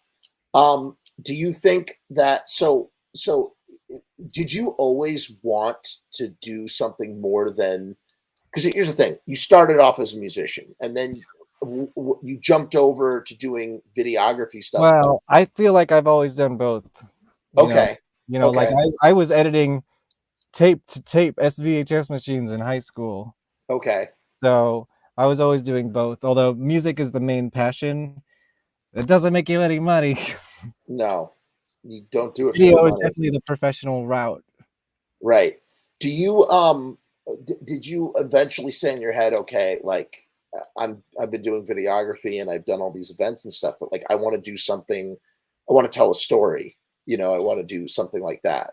Kind of, yeah. I always felt like I was capable of it. I don't have the time. I was hustling and living in the city, like doing 3 jobs a day and then trying to do my own personal stuff at night. And it was because of the pandemic, I had the time to start actually doing it. And that's again why it happened. It's awesome, man. Yeah. Do you think that it's something that you will continue? I'm hoping this is the path to a new, a career path. I'm hoping this is a jump off point, I do have other documentaries in mind after this. Actually, I don't know if I want to say too much about it, but I was in talks with somebody about doing a documentary about their band, and I was about to start it right before they died. This was during the pandemic. So, I already know who this is, and I have to tell you, I had never, I won't say who it is because you didn't say who it is, but I will say this. I had never listened to any of that music until the day that that happened. And I literally listened to that music for the first time because you posted what you posted about, and I was like, I wonder what this music is about, if he like cares about it that much. Like, I wonder what it's all about. So I actually checked it out. I checked it out the day that happened because I was very curious to just see what you were writing about. I'm sorry for your loss. I mean, it's just all your losses. I wasn't that close to him, but like I was close to him in the fact that it was like a home for us to go to their shows and just. I saw. Did you send me something, or what? Did you send me something, or did somebody else send me something? There was like a. It was like a sort of like a little documentary thing, and he's drinking wine and talking. Yeah, that was my old TV show, Twilight Vision. Right. That's what I was doing when I was filming 45 Days. So never came out. Right. And in hindsight, that was probably the most extensive interview that he's ever given, and it was for me, You still have the footage, right? Oh yeah. So, yeah, dude. I mean, I know it's the start of it. I have the manager's blessing. Actually, they came to me to do it a couple years ago. They were like, the manager of this band was like, "Hey, man, would you be interested in doing this documentary?" Holy crap! And I was like, "Sure." This was probably like 4 or 5 years ago, but it wasn't something that I had the time or budget to actually do. I was like, "Yeah, I'll get to that eventually." Wow. Now and then, my last text with that person who died was like, we were going to set up a date, and I was just kept pushing it back because I live in the suburbs and it's like a whole task to like drive to the city and all that stuff. And actually, I think the last thing he ever sent me was a Misfits reference. Really? He was like, "That's cool, cough." And of course, it's like a little bit of a statement about wearing, cover your face when you walk by during the pandemic and everything. Right. Why the hell didn't Glenn and Jerry put out masks? Oh, what an idea! Cough cool mask. Like I Dude, just don't That's understand the next merch item. it. You know, it was. Although, You know who came up with it? Rue Morgue actually came up with that. I can't take credit where's for Drew? that. Is he here tonight? I don't know if he's in the chat. I don't think so. But he always, you know, if you watch this show, you know, you've heard me say the name Rue Morgue 1,000 times. 100 times. He's been there. He's been there. He's kind of like, I kind of view him as like the Fred from like the comments. For anybody who's ever watched, I'm not comparing myself to Howard Stern. I'm just saying that he always had this guy who was always there. I just always feel like that's Rue. Like he was always. I respect that because I always watch your videos after the fact. I'm not. Dude. Here live. Dude, I saw you like commenting like I just binge them. Yeah. Yeah. But that's what was so funny. I was like, holy shit, he's like working his way through these. And again, if you just like, you know, I didn't realize like that YouTube could be that kind of format. That's what was fascinating. That like, you know, you said something to me off in the chat. We were chatting, and before we started, you were talking about like, you know, we were talking about like creating too much work for ourselves and how it can like stifle progress. And yeah, doing the music thing. Yeah, and that is me to a T. I will take on 1,000 tasks, and I have ADHD, and it's the worst thing ever. I'll focus on this, and then I put that to the side, and I do something else. Yeah. But what's interesting, the beauty, the art of the live stream. It's this new thing where it's instantaneous content. It's instantaneous. You just do it. Yeah, you just do it, man. And it's funny hearing you talk sometimes now because usually when I watch your show, I put it on 2 times the speed. So it just like you should. Yeah, I do that with podcasts. I put it on 1.5. 2 is too fast. So you sound like you're talking. So no, but that's good because listen, and again, there's get your watch hours in, right, bro? There's literally there is on this channel there is I don't even know. Well, 2021 was 14,000 live minutes streamed, which is 1.5 weeks. So it's like there's a lot of stuff. There's a lot of stuff out there, you know, just various shit. And the beauty of it is that you just do it. You talk. Once it's out there, that's it. It's out there. You don't have to edit anything. Yeah, editing is the problem. I have so much kills you. stuff that nobody's ever seen because it's like, well, you know what? I have great intentions and no budget, so right. And so, how do you get around that? How do you get around that? And then I love it. You know, yeah, people will be like, you know, they'll complain or something. Be like, dude, it's literally like it's just. So don't watch it. It's free on the internet. Donate now. Yeah. But yes, it's like this is a platform where it's like you're doing live spoken word / podcasting / like, you know, radio. Like you're doing all these things at the same time. It's interactive. It's just like already there. And it's there. And people watch with you. They interact. It's just this incredible new thing. And you know, if you can talk, then you can live stream. You know what I mean? Thank you. You have you're great at the talking. Thank you. I would like to, well, I did kind of start something similar with the Andrew. I was WK just thing. about to say the Andrew WK files. I Talk about that. That's just like it's on the back burner because I have way too much stuff to do. But yeah, that's another fascination. Andrew WK, who literally disappeared. Do you know the latest? Well, I see once again, and as with so many things, I get drips and drabs from what I see from what you post in my periphery. Yeah. So I saw you post that video that he did in 3D, and you know I always try to leave a comment. Or I've left several comments on those videos. You know, try to boost up and whatnot. Yeah, what's going on? He put out this album last year. God is Partying. Right. And the videos were just like the craziest. Because if you know anything about the concept of Andrew WK, the music is a smoke show. It's just a distraction to the magic trick that's behind the music. That like he is it's a whole thing. Like it would take me hours to get into all of it.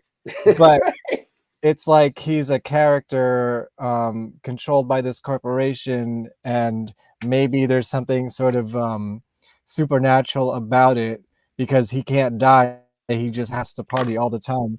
And of course, the first time we ever see him, most people, was at the Party Hard video. And that was 20 years ago. And now his new videos are kind of like a step back behind the scenes of like what that is in his world. It's just the craziest thing. If you like conceptual music, horror, like it's all there. And then, but the biggest thing that happened recently was he put out this album. He canceled his tour, but of course it was like a COVID thing too. He did 2 festival dates where he was acting very weird on stage like a puppet, which is a whole kind of a motif, you know, that he's like a puppet dude, just like has to go out there and be this character. And then he just disappeared. His website disappeared. All his social media was completely deleted. You can't even buy stuff from a store, like from his online store. It's just, I mean, he did that on purpose, gone. right? Obviously, it's part of the whole thing, but like, wow, this is like the most interesting part of the story so far, and it's been going on for like 20 years. And my idea, which was directly inspired by your Misfits show here, except that it's not live streamed because I just want to like. You do a lot of editing. I do a lot of editing, and that's a lot of the production. That's part of my downfall, and maybe I should just adopt this. Dude, just live stream it, dude. Yeah, just live stream it. Just do it. And you know what? There is a niche for everybody. You should just talk about the thing that they fucking love, and you just do it. You know, my idea was like I kind of like took some time and just archived as much material as possible, like old interviews and stuff. And I was gonna go completely linear from the first thing you can find on, which is an infinite amount of content. Trust me. If I know you're worried about like running out of Misfit stuff, and you probably never will. You will. No, I definitely will. I definitely will. Well, we'll see about that. There's always something else that's gonna turn up. And just kind of like review his past with the knowledge now of like the conception behind it, and like can we find the clues, like what was he trying to tell us like back then that we just totally went over our heads. The whole party thing is a complete smoke show. It's not about that at all. I will say I saw a video. I don't know much about Andrew WK, but I did see a video. Riot says dude puts on such a killer live show. I think he burns 3,000 calories for a show. Jacked. And the music does stand on its own. It's not like it doesn't matter to the grand concept behind him, but it does stand on its own still, and he makes sure of that. He that video that you posted, or that you were doing a dissection of with the red and the blue, all the new videos, phenomenal video. But he broke a leg many years ago, like 15 years ago. Mm-hmm. And I just thought it was so awesome. Someone shared it with me. That I feel like that went outside of the Andrew WK paradigm, where it was like, dude, check it out. He broke his leg, but he's still partying super hard, and it's just him like just partying super hard. Like the wheelchair. He's banging on a piano. He's headbanging. Just awesome. Definitely go see him. I had my tickets to his show, but it got canceled. You know, I met him. I met him a couple times too at Santos Party House, which he owned. That's right. Yes, where I've seen him perform with Marky Ramone. Oh, really? Yeah, right. He used to do that. And now Marky Ramone. No knock against Marky Ramone, but like I kind of feel like there's so many musicians that are fans of the Ramones. Like, get somebody like Andrew WK or even Michael Graves, whatever. Just get somebody. He's got these 3 guys who, it's just, I don't know. It just kind of, it's like they're just trying to look like the Ramones, and I'm just kind of like, I don't need that, man. Like, give it, do some variety of some kind, you know. I love watching them. I saw them do it at Irving Plaza too with Andrew WK. Yeah. Oh, you did? Yeah. So I saw him twice with Marky. And how was that? That must have been phenomenal. It's awesome. I mean, it's the Ramones with the most high energy singer you could possibly imagine. Yeah. You know, you just made me think again of that flag TSOL show at Irving Plaza. It just, and that was 9 years ago, by the way, not to like freak you out. Yeah, and That I'm was trying 5 to years ago. see if I can afford to go see the Circle Jerks who are on tour. And um, I know Keith Morris just got COVID He yesterday. did. So Feel better, Keith. yeah, Feel better. I'm hoping to get to that show. I don't know if I Oh can. yeah, that's right. They are playing New York. You know, let me know. Let me know if you go. With and the Adolescents, which Tony from the Adolescents is in my documentary. I saw that. I saw that on the all the in your EPK in your press kit. He actually that wrote got a him. song about Dukey Flyswatter for a different band called the Ads, ADZ. Whoa. And then What's that called? Is it just called Dukey Flyswatter? The song called Flyswatter. And then a different album they had is actually has Dukey on the cover. It's like him holding his eyeball, and it's actually an Ed Culver photograph. So wow. You know what's interesting too? Another band, and I don't know how familiar you are with them. Talk about gets or wants. Or maybe you've heard me talk about them on the chat. I'm sure you've heard of them before. The Mad. Are you into the Mad or familiar with the Mad at all? Screamin Mad George's Yeah, band. Screamin Mad George. I don't know too much about them because they didn't know much out. I mean, I know from you talking about them, I've seen some clips, and I know some of his makeup stuff in movies. But They're right up your alley. I would love to hear more about them. And interesting fact: the guy who you saw talking about influencing Haunted Garage with the Misfits, yeah, that's a guy named Johnny Psycho, and he was a makeup artist, and he actually worked on Society with Screamin Mad George. Oh, he did. Oh, wow.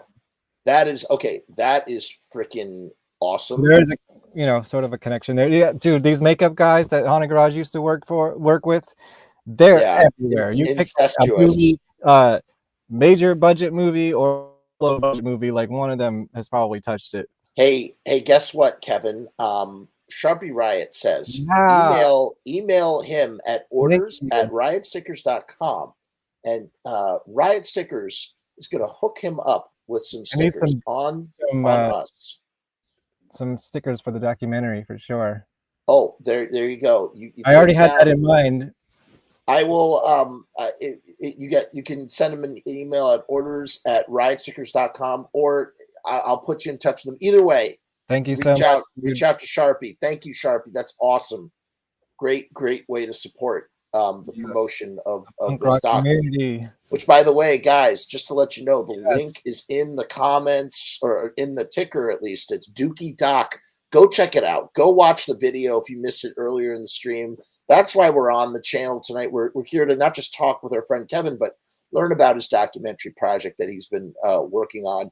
And frankly, I really think I think that it has, as I said, it's the perfect storm of everything that you need to really just sort of, maybe not, maybe like the genre, at least genre festivals for sure, that are thirsty for documentaries are going to want stuff. Yeah, guys, we got members of Guar, Green Jelly, the Dwarves, Adolescents. We got Brink Stevens, Michelle Bauer, Bill Mosley. Yeah. We're getting Lloyd Kaufman later this month. We got Fred and Ray this week. I mean, it's already nuts. Edward Culver, of course, Dean Carr, another famous photographer turned music video. What is his work that I would be familiar with? Hold on, I think I have a little. Sure, I know. Maybe I know it already, and I stole this from his house on the Hollywood Hills. Let's see: Iron Maiden, Hatebreed, Pantera, Far Beyond Driven, Pantera cover. Wow. Chris Rock, he's in the news. He did recently. Alice Cooper. Tool, he did the album artwork for Tool, Undertow. Now let's talk about like music videos like Sweet Dreams by Marilyn Manson. Oh, I remember that one. That was he was a trip. It was a trip to talk. Let's talk about Alice Cooper for a minute. Yeah. In relation to like where all this stuff fits in, like, because I'll tell Alice. you exactly where it fits in. Sure. Does it? Well, I was going to ask you, does it even fit in? Sort of. Does it circumvent? Does Dukey Flyswatter circumvent Alice Cooper to the extent that he's keyed in on Screamin Jay Hawkins more? Yeah, I mean, they never played with Alice Cooper. I don't think there's any direct connection, which is a shame because I probably could get access to one of the original Alice Cooper members who I've met a few times. But I don't. Dude, they're always at Chiller, man. They're at Chiller. I actually met them at Chiller like 20 years ago once. Yeah. So let me show you this photo again by Ed Culver, and you see these mannequin heads and legs and stuff everywhere. Yeah. Let's just say those might have been part of an Alice Cooper stage show, and wow. Let's say maybe in a dumpster somewhere where people like Haunted Garage could go acquire them. That's amazing. And use them in their show. Oh, that's awesome. So, yeah, they used to find out where his stuff would go after his tour, and they just fought. They just dumpster dived in some Haunted Garage shows, and that's kind of where they fit. They are literally Alice Cooper's trash. Oh my God. I kind of feel like that's like a quote on the back of that fucking Blu-ray right there. And I found the mannequin parts in his show. I'm pretty sure it was from his 1987 show, which was released as like The Nightmare Returns. It was touring the Constrictor album, I believe. I am not. Alice Cooper is a blind spot for me. It was like the 80s period where he was doing like he was doing the Jason song and stuff like that. Right, trying to stay. Well, I mean, he's besides golf, he's an avid horror. Of course, he did the Man Behind the Mask. Remember for one of the Friday the 13th movies in the 80s. Huh. He's very 80s, super 80s. But it just you look at what they're doing on the stage, and what's interesting too. No matter how many different times you see some sort of theatricality to a band, like Gwar or Green Jelly or Haunted Garage or Alice Cooper or Screamin Jay Hawkins, and it doesn't feel like none of them feel like they're derivative of each other in any way, shape, or form. They feel so like unique. All of them stuck together. They were kind of like, you're weird like me, but like in a totally different way. So a lot of people, especially compared Gwar to Haunted Garage, they shared a record label, by the way, and there was always a rumor kind of like that Metal Blade acquired Haunted Garage so that they wouldn't be competition to Gwar, which I don't believe is true at all because I've asked members of Haunted Garage and Gwar that question, and they don't think so because what they were doing was they were both theatrical, but in very different ways. Like the thing that sells Haunted Garage, that makes them different than Gwar, is that Gwar are characters telling a story. Right. As Haunted Garage, that's like really them, and that's what makes it scary. So like you might get some fake blood at a Haunted Garage show, but you also might see him pierce himself and get some real blood. You never know what's coming. Right. Or that's the fly. I have videos, mouse traps, which is this is a mouse trap used by Dukey Flyswatter at the last ever Haunted Garage show. Nice. Yeah, now will your documentary cover those aspects as well, like the ending and of everything? Yeah. And I mean, I guess so. It has to, right? You have to tell a story. Yeah, I kind of like they had basically retired by the time I got there because of the pandemic, Yeah. And then I convinced them to do one last show. It was only like 4 songs at the Green Jelly Studios while I was in town. So not only would it live online and I would have soundboard audio, but I could also shoot it myself, and it would be like the ending of my documentary. And you did all that, right? Yeah, that was last summer. Now, if you wanted to, if you decided to go that route, you literally could appear on screen and talk from your own personal experience. I could. I don't think the impetus. I'm just listen. You're figuring out your own thing. I'm just saying that that because you've inserted yourself in the story, that you could, that you could do that. One of my biggest problems for me is connective tissue. Mm-hmm. I have fragments across the board, but I don't have enough fragments to really jump from one to the other. And I was like, where am I going to find my connective tissue? There's nobody. The only connective tissue is connective tissue that's not going to talk to me. And I thought, who could be the connective tissue? I need to figure that out. I need to figure out how to and I think I did. I think I figured out a way. I don't know if people will like it, but it just makes a lot of sense For the to Misfits me. documentary. Yeah. Well, yeah. I'm just saying, my point is that you can wrap, if you do, when you do get to the end of your movie, that it wouldn't be, I don't think it would be weird if you did insert yourself in that kind of way. Yeah, because people have suggested it, because there's at least one very interesting story I could tell, but I have so many other people, I just don't want to crowd it with myself, I feel like my representation is in the telling as story. the director. Yes.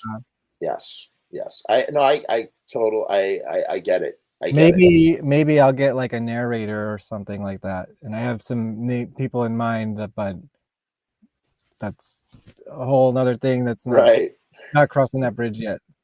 Right. Have you now? You're in the interview gathering stage.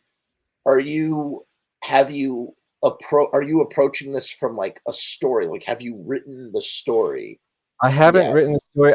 I knew lots of the history, and I just asked everybody every relevant question to them, and the story is going to tell itself from there. Which I already organized all my footage so far. I have it all in the chunks ready to be edited. So that's it's good. Stay on top of that. Yeah. I feel like I'm in the first 5 minutes of the documentary still, but it's about 45 minutes of stuff so far. Oh no. It's so much stuff. But you're just gonna have to cut. You're good stuff. Yeah, you're just gonna have to whittle. That's the beauty of this is some editor inside baseball. The idea of you take your timeline and then you duplicate it. So that your timeline remains untouched, and then you fuck with the next timeline and chop it down. I'm on phase 5 already. Oh boy. Yeah. It just I had to go through everything to create the trailer anyway, so I was like, well, let me just organize everything, and I'm ahead of the game. No, that is good. That is where you want to be. And the best part is that you're independently financing this, and you don't have to worry about any of the headaches until you decide to try and sell it. And I really think, like I said, I think you have a very good chance of doing that. Someone wants to buy it, get at me. But in the meantime, dude, just aim for Shutter, bro. Aim for Shutter. I always have been. That is that's the goal. I want to do this fundraiser first to kind of show that there's momentum behind it. So let's show them there's momentum behind it. That's right. So listen, if you ideally donate, if you can't donate, share it. Share it. Gonna be interested. Go listen to the music. Go check them out. Go listen. See if it's for you, and then wow, this is actually this really cool thing that I didn't know about. Now I'm gonna sort of spiderweb it. I'm gonna share it all over the place so that people can learn more about it. You know what I mean? Yeah. And of course, if you don't know the music, you probably know some of his movies like Hollywood Chainsaw Hookers or Nightmare Hookers, which have all the 3 Scream Queens in it. Also, music soundtrack by Haunted Garage in this movie. Surf Nazis Must Die, Blood Diner. If you're in the horror scene, you definitely know him, even if you don't know him. And that's what this is all about, is blowing people's minds and seeing. You got to get in the Facebook groups, man. All the horror Facebook groups. Hey, you already have one, but send me some good ones. The Deep End of Horror is a good one, but they only allow promotion on Sundays. But start showing. I mean, that's you just get Yeah, it I'm out doing there. a lot of podcasts and stuff, but it's mostly in the horror community. Like I want to, Good. you know, any punk rock podcasts and stuff besides this one. That's like Trying a to blind think. spot for me. Yeah. I'm trying to There's think off the not top of now, my but head. There was Loki's show, but Loki has gone the way of the dodo. there was one. I was on a show called Hey Homies that came out today. That's about the Aquabats, which is another costume band. Oh, about dude, the Aquabats. we're big Aquabats household because my children, my 3-year-old daughter and my 6-year-old son, love the Aquabats. Yeah. We're the Aquabats. Yeah, so I was on a podcast about the Aquabats today, talking about. I mean, it was released today. Yeah, talking about the documentary and connecting all the costume bands together. You know, talk about again another example of a super theatrical band that just does. Here's the thing. Here's what I've realized about theatricality in bands. Look at Kiss. Kiss is completely. Everybody that's doing something visual is going to do it in their own unique way, and there's room for everybody. It's not a thing where it's like, oh, you're aping our niche, you're in our niche. It's like, no, there's plenty of niche. In fact, you strengthen everybody else by doing it.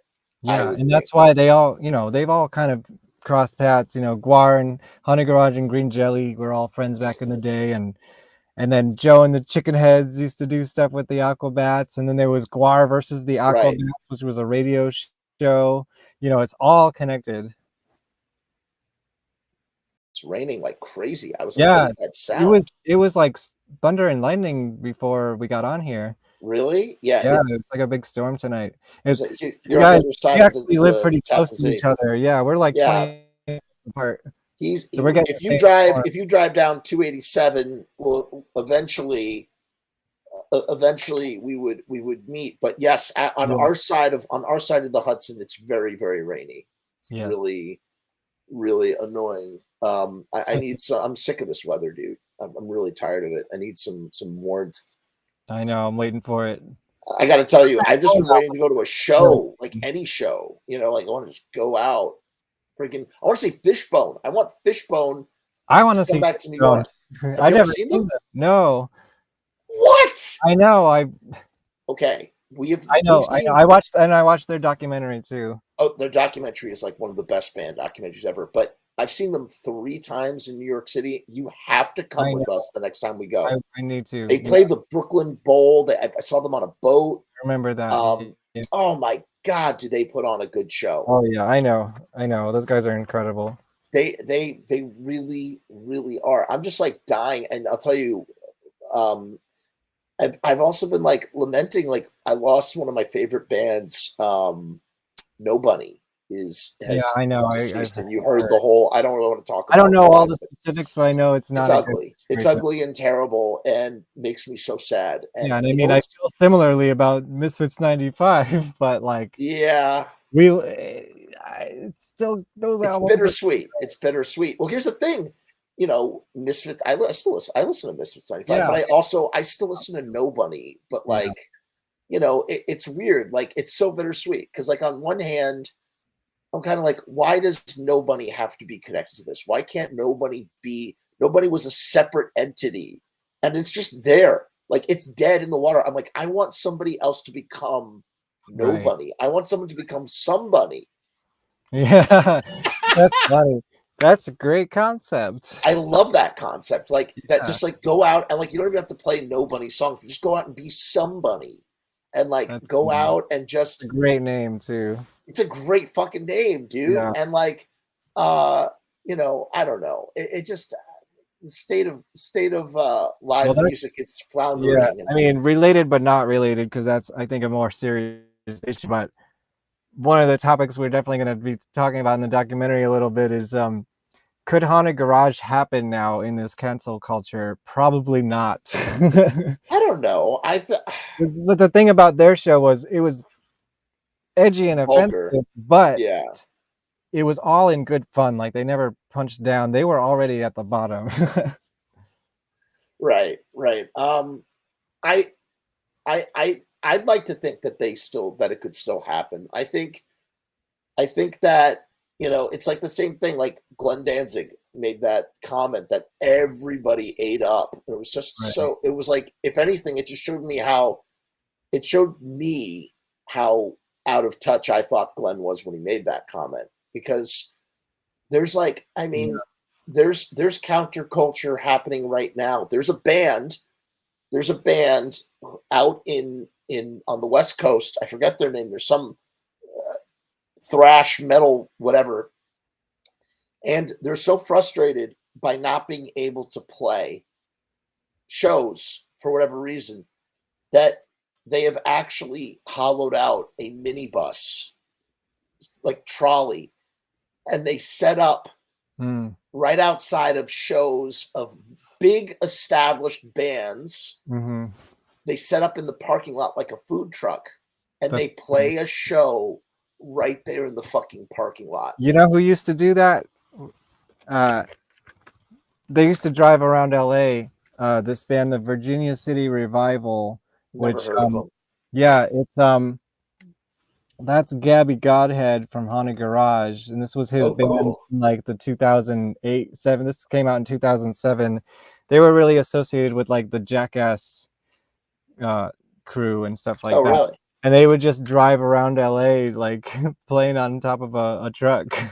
I mean, that to me seems like such a reaction to like, like these ideas of like it just being so hard to like do gigs and book gigs. And it's like, it's literally like, I've been to a lot of shows since the pandemic. Maybe I shouldn't have, but I did. I still went to Robbie Bloodshed and Voice of Doom. They put on a show. I've seen Guar twice since the pandemic. What? Yeah. See, I haven't been to an actual show. I've only been to like a punk show, like VFW show. That was it. Guar, they're going on tour again. When are they going? They're coming to New Jersey. I think. What's the place called in Sayreville? I don't know, but I kind of want to see Valor in New York. I don't know. No, Guar, not Christian Death. No, I know, but I'm saying that is also coming to New York. Yeah, I've seen this new version of Christian Death a bunch of times. I've filmed them before. I don't need to see that again. They don't play anything from the first album. Really? Yeah, they just like it's like it doesn't exist. No, I'm not the first album. They don't play anything from Catastrophe Ballet. I don't know. I just know I'm really just familiar with Theater of Pain. I'm a big fan of Catastrophe Ballet, which also has Roz. That's Roz as well. Yeah, it is. Robbie says it's the Starland Ballroom. Starland Ballroom. That's right. The Guar show. Yeah. When I saw them one time, and I was expecting a lot of Catastrophe Ballet. And where did you see that? Maybe I was there. I saw them. Oh God, I saw them in the city. It had to have been 2011, 2012, maybe. 2012. I don't know. Oh, Robbie says that Christian Jeff were jerk offs when we did a show on them. Yeah, I wasn't very 2018. What, Robbie? Why was that? That I film and why was that or anything, but it's not. Well, again, it's not what you want to see. No, well, I know that, but I still love. I think Catastrophe Ballet is a masterpiece, and I'm just hoping that they will play. Maybe songs. Why would they play? Why would they play only Theater of Pain? They have nothing to do with only Theater of Pain. That would be insane. That would be ridiculous. That's like, why call yourself Christian Death if you're not going to play? Well, that's a whole other topic of conversation. I know. That's like actually, I don't know if you saw. I had Ace Von Johnson, who I didn't see that one yet. He's a really, really great guy. He's a guitarist. He's in the band LA Guns. And he played with Haunted Garage once in the 80s. I have a really? Yeah, I don't know which version of it. Somebody specified, but I'm not as. I think this is his. He's not in. There's like a drummer version, I guess. Okay. That's not the version that Ace is in. But Ace and I had a really in-depth conversation about this topic of what makes a band a band. When does a band need to change their name? It's interesting. It's a brand, and that's what brings in the people. That's what brings in the money. I get it. Right. The guarantees. I mean, from a business from a business standpoint, yes. Dagger Love says, I saw Christian Death on acid and thought the singer was an anteater. Wow. Okay, Dagger, that is literally one of the funniest things you've ever said in the chat. He says the singer dude and the woman are ego heads. Rude. Got into an argument over stage setup, so we ended up using their drum kit. So that singer dude, that's Valor. Where did you play with them, Robbie? That's Valor Canned. At the Highland Ballroom, I think. Once. Oh, that's where I saw them. That's the name of it. I think I have it on video. Wait, were you at that show? Oh I my don't god! know. Oh my god! I think we were at the same show. Probably. If we ran into each other, I'm sure we would have. There were many times we ran into each other. You know what? I'm suddenly having a distinct. As soon as you said Highland Ballroom, I have the ticket stub somewhere. He says it's Dingbats. 2018 is when this happened. Yeah. With Christian Death. That's funny. An anteater. I don't want to think 10 years ago, but it could have been 10 years ago. It was definitely over 10 years ago. The last 3 years seemed like 1 year, so who knows? The last 3 years seemed like 1 year, and it was definitely 10 years ago, over 10 years ago, because I didn't start making my film yet, and they only played one song from Catastrophe Ballet. They played Sleepwalking, which is so actually you know what you're expecting. You've seen it already. Well, I just hope that they would put more Catastrophe Ballet in the material, and I haven't been to any live shows, and I'm thinking maybe I'll go. Maybe I'll see it. But you know what? That Sleepwalk is actually a Rick Agnew song. You know, and Rick Agnew, I was trying to meet up with him for the documentary while I was in LA. He wants to be a part of it, but another thing that just hasn't happened yet. But he was like, dude, I gotta be in this thing. He's hard to get a hold of. Robbie hung out with him on I'm a hold tour. of him. It's just it didn't. He wanted us to come to like his show that he was playing, and we're like, we're kind of busy, and like that's a chaotic environment to do an interview for a documentary. So it didn't happen yet. Yeah, that is a very chaotic. What for symbolism? I guess so. Right, with London May and, yeah. James from Christian Death are in that band. Right. And you should have gone, dude. You know, Andy used to be in a band with London May. He told me. Yeah. When we hung out, he told me. Yes. Yeah. Well, that's all we'll say about that. Yes, but yes, I heard from Andy about being in a band with London. Yeah. Definitely. They have a new band though called Symbolism, and I really want to hear it. Did they have stuff out yet? They do. I bought the 7-inch. It's definitely interesting, and again, I love the idea of London May playing with Rick and James from Christian Death. It's like, of course you're gonna fuse, Sam Hain with Christian Death is gonna be a really interesting sort of group, So yeah, check that out. Yeah, it was just it's not like I didn't want to go. It was just like, dude, I'm trying to interview 40 people in like 2 weeks. Like that's just not gonna happen. Rick Agnew was eating potato salad and playing Robbie's Brian May guitar. Awesome. That's hilarious because they bumped into him on tour. That's great. There was he defined the LA punk sound for a while. He did, and when I was on the one time I was on tour, the tour manager who had worked with the Adolescents a ton of times, the European, his name was Chris Schaefer, and he passed away. I was on his last tour, seasoned tour vet. I was on his last friggin' European tour, and he mentioned that he was talking about how those guys would go back and forth with wanting to play with Rick and not wanting to play with Rick, just whatever the interband difficulties, but mentioned that Rick wanted to dress up in a kimono. He wanted to wear white makeup and dress up in a kimono. And they're like, you know what, Rick, you're out. Get out of here. That's kind of what Gabby Godhead does for Haunted Garage. Right, there you go. He's a cross-dresser. He kind of has that kind of get up going on. So what happened was, after you initially introduced me to Haunted Garage, I like just went down a YouTube rabbit hole for a little bit, watched a bunch of videos, and just sort of like to understand who they were and like what they were. And yeah, I remember very distinctly that there was a cross-dressing guitar player, and I guess that's who Gabby Godhead is. And that's who I'm trying to get in contact with. I have his phone number and I have his address. Is that like the iconic classic lineup guitar player? Kind of, yeah.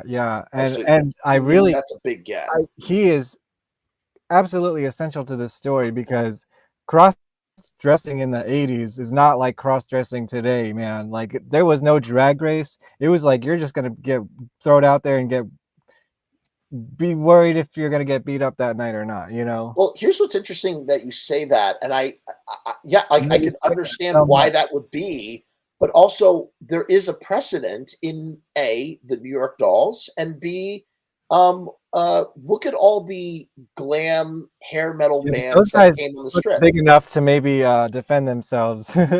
Yeah. On a Garage, they're not really a fighting kind of bunch. Right. Although Fair there's a story about the Mentors wanting to beat him up because he was cross-dressing at one show. Oh boy. Yeah. I Didn't happen, mean, thank God. You know, but that like that was, I mean, that is something you hear often from punk rockers in general.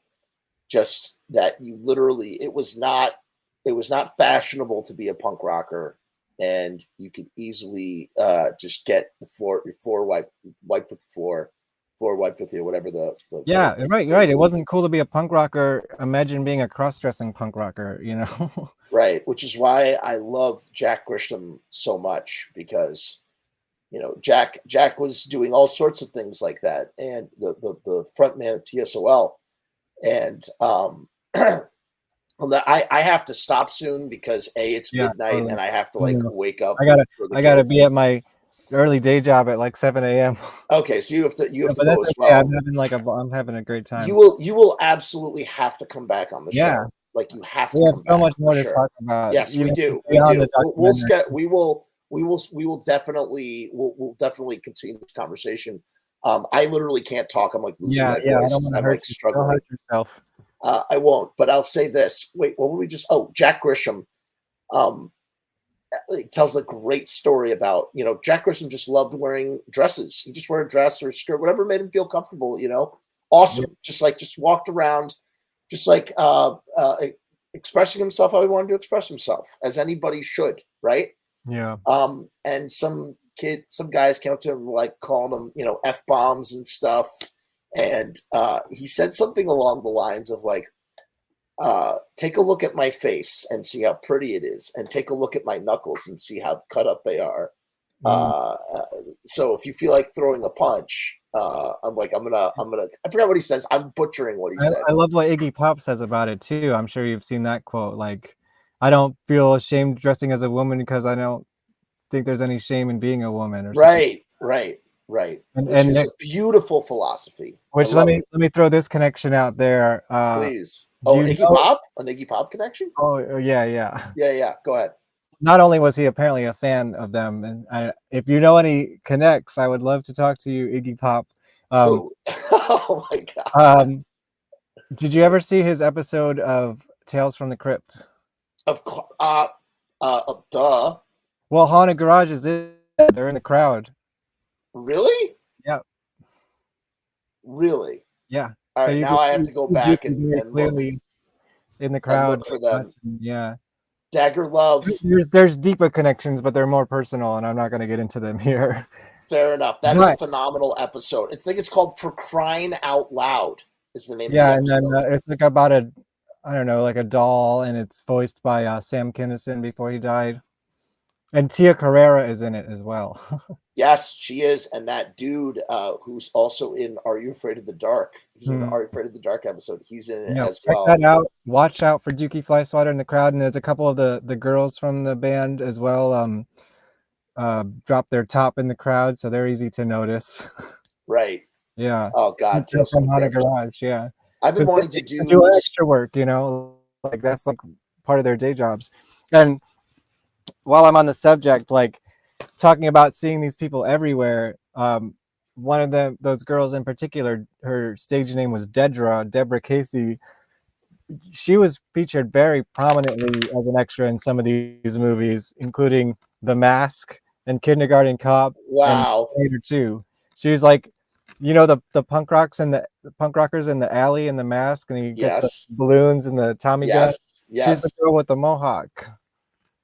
You know what's so funny? Like, And same in Kindergarten Cop. They play punks, you know, they're right, but that's what's so funny is that this is an LA band that's getting work by just doing background stuff and then winds up just You'll sort see of. him in The Bodyguard. Dukey's in the background of The Bodyguard. How many movies has Dukey been in? Just like background and stuff. I mean, I don't know. I know about a handful of them. I'm sure he's done more. Like, and some of them you definitely can't see him in. Like, he was in the Doors movie in the crowd somewhere. The Bodyguard. He was in the original Flash pilot.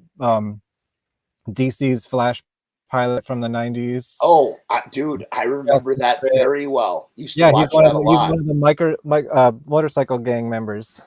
Whoa. Yeah, like they don't really have lines, but you just see them in the Right, background. you just see like, them in the background. you know, whatever. Yeah. I can't think of much else right now, but yeah, some commercials. He was in a David Bowie video in the 90s. What does he? So what's his deal now, or like what does he do? Is he just sort of like Not hanging out? too much. Yeah, he watches lots of movies at home. That's cool. And here to tell his legacy. Yeah, he was just waiting for someone to make a documentary about him. You know, yeah. Yeah, and you're that guy. You're that guy. That's beautiful, man. I really want to thank. I'm gonna put a pin in it there. I really want to thank Kevin so much for not only coming on the show and sharing with us his project, but also calling Edward fucking Culver live on the air and introducing me to him. That was like so what a treat that was. He's just super cool like that, man. Oh, what a cool dude. And one day I'll tell you off air one time about we're gonna get coffee. We're gonna get coffee and yeah. we'll talk shop. Edward Culver. Yes. No, I just want to thank Kevin so much for coming on. And I want to congratulate you on just like finding like this focus and putting your energy out there and just doing this thing and building something from scratch. And yeah. I just think it's so friggin' awesome. And I really, really do wish you the utmost of success. I hope no matter what happens with your crowdfunding campaign or whatever. Please give me some money. Yeah. Please share it. Donate if you can, but listen, even if it no matter what happens, I know you're gonna friggin' make this thing. Oh, it's happening either way. Just like let's make it faster, let's make it better. Right. And let's pay me back for all the money I spent already into this. That's a whole other issue. That is a whole other issue that never. Yeah, this is all just out of pocket expense so far. Oh, tell me about. I could tell you stories. I could tell you stories. I'm sure. Not necessarily about the Misfits, but I could tell you stories. And my last prop, of course, I brought some pizza fishies. Yeah, perfect. Oh my God, we have to finish the show with the question that we were supposed to start the show with. Kevin, is pizza punk? And if it is punk, why is it punk or why is it not punk? I think it's punk adjacent. I think pizza is whatever you want it to be. It can be punk if you want it to be punk. I don't think it's, and maybe this is a cop-out answer, but I don't think it's inherently punk rock, but it's definitely adjacent because of all the reasons, the after show pizza and just like, it's always what you're going to eat backstage, right? Like, yes, but it's not inherently punk, but it can be if you want it to be. I just wait until you hear what Lee Ving. Oh my God, I can't wait to answer that question. It's going to surprise everyone. I'm not going to say what it is, but it's going to surprise everyone. That's right. If you're not aware, I interviewed Lee Ving, and I asked Lee Ving, is pizza punk? He's been Hey. asked that question. Did you ask him what his favorite topping was, and did he say beef, beef, beef, beef bologna? I should have done that. Damn. I will say this. I did ask him what it was like working on a Glenn Danzig movie. Oh, right. I haven't seen it yet. You should definitely watch it. Well, I mean, it's it's not out yet. I mean, it's out in theaters. all right. You can't. I saw it in the theater when it came to New Rock City for one I night. saw and I went out Barack, to go see it. and we've had our conversation about that. Actually, you were the one that coined what I say about it all the time now. It's literally a music video without the music. And I thought that was you were so spot on. That's how Glenn Danzig is seeing this. Glenn Danzig's directed music videos. And he's You need like, an editor. Glenn, I will be your editor, man. Like that Glenn, movie. me too. Hire both of us at the same time. Absolutely. We could do it. I'm assuming and hoping his new movie is a little bit more worked out in that respect, but I don't know. I've been avoiding your review because I want to see it first. I didn't just review it. I had the second AD on the show. I want to go in blind, and then I'm going to binge on the reviews and stuff. My friend Chris, who's my co-host of Sinful Celluloid, he's Glenn Danzig's good friend. So he was on the set for both Verotic, whatever, and Death Rider. And I was like, you might be the only person that is in this shared universe of Glenn Danzigness. It's pretty amazing. It's a pretty amazing feat to have. So yeah. We're gonna stick around for 2 seconds. I'm gonna do my little Patreon thing. I want to thank Kevin so much.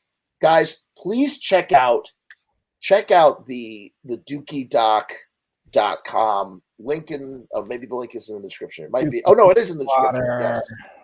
Yes. And Haunted Garage and all that, and peace. We have a wonderful way of saying goodbye here. Kevin, do you know what it is? You know what it is. Peace and hair grease. Peace and hair grease. And did you know, FYI, did you guys know about where is it? Fuck is it? Did you guys know about the Patreon? Hey guys, what's going on? It's Jeff. So I've decided to make a Patreon. What is Patreon? I don't know how to define a Patreon. Let me look it up. Patreon is a membership platform that makes it very easy for creators to get paid for the things that they're already creating. I want to do it full time. I want this to be my full-time job. In my efforts to make that happen, I've set up this platform. Is it going to work? Is it going to be successful? I don't know, but I would rather try and crash and burn than not try at all. The goal is to create enough passive revenue so that I can continue to do this full-time, uninterrupted. Why? Because I love to do this. I love creating content. I love making videos. I love shooting films. I love doing podcasts. In case you couldn't tell, I love to talk and I never shut the fuck up. So right now I've kept the Patreon incredibly simple. There's 2 tiers, and that may change in the future. The Murdergram is a simple way to extend support for all of the hours and hours of free content on the channel for nothing more than $1. 38 cents goes to Patreon. What's $1.38, eh? It's less than a cup of coffee, but it's a great way that you can show support for very little effort. When you divide that $1.38 by the hours and hours and hours of time spent listening to this endless drivel of content, the dollar cost average works out. Next up is the YouTube Casualty for $6.66. The YouTube Casualty is loaded to the gills. Enjoy the archive ad-free, as well as ad-free early access to special docu-style podcast videos, music reaction commentaries, and the like, a month before they drop on YouTube, loaded with ads, I might add. You're also going to get exclusive content and behind-the-scenes content that is not available on YouTube or anywhere else. So you get to peek behind the veil. And believe me, there's a couple of choice pieces. Most of all, more than anything, whether you join the Patreon or not, I just want to thank each and every one of you that comes to the channel, that watches all the shows, that leaves comments, that participates, that subscribes. That's really the most important thing. This is just trying to find a way to earn a living as an artist. And with that, thank you for my TED Talk. Join the Patreon because we need you! 66 cents.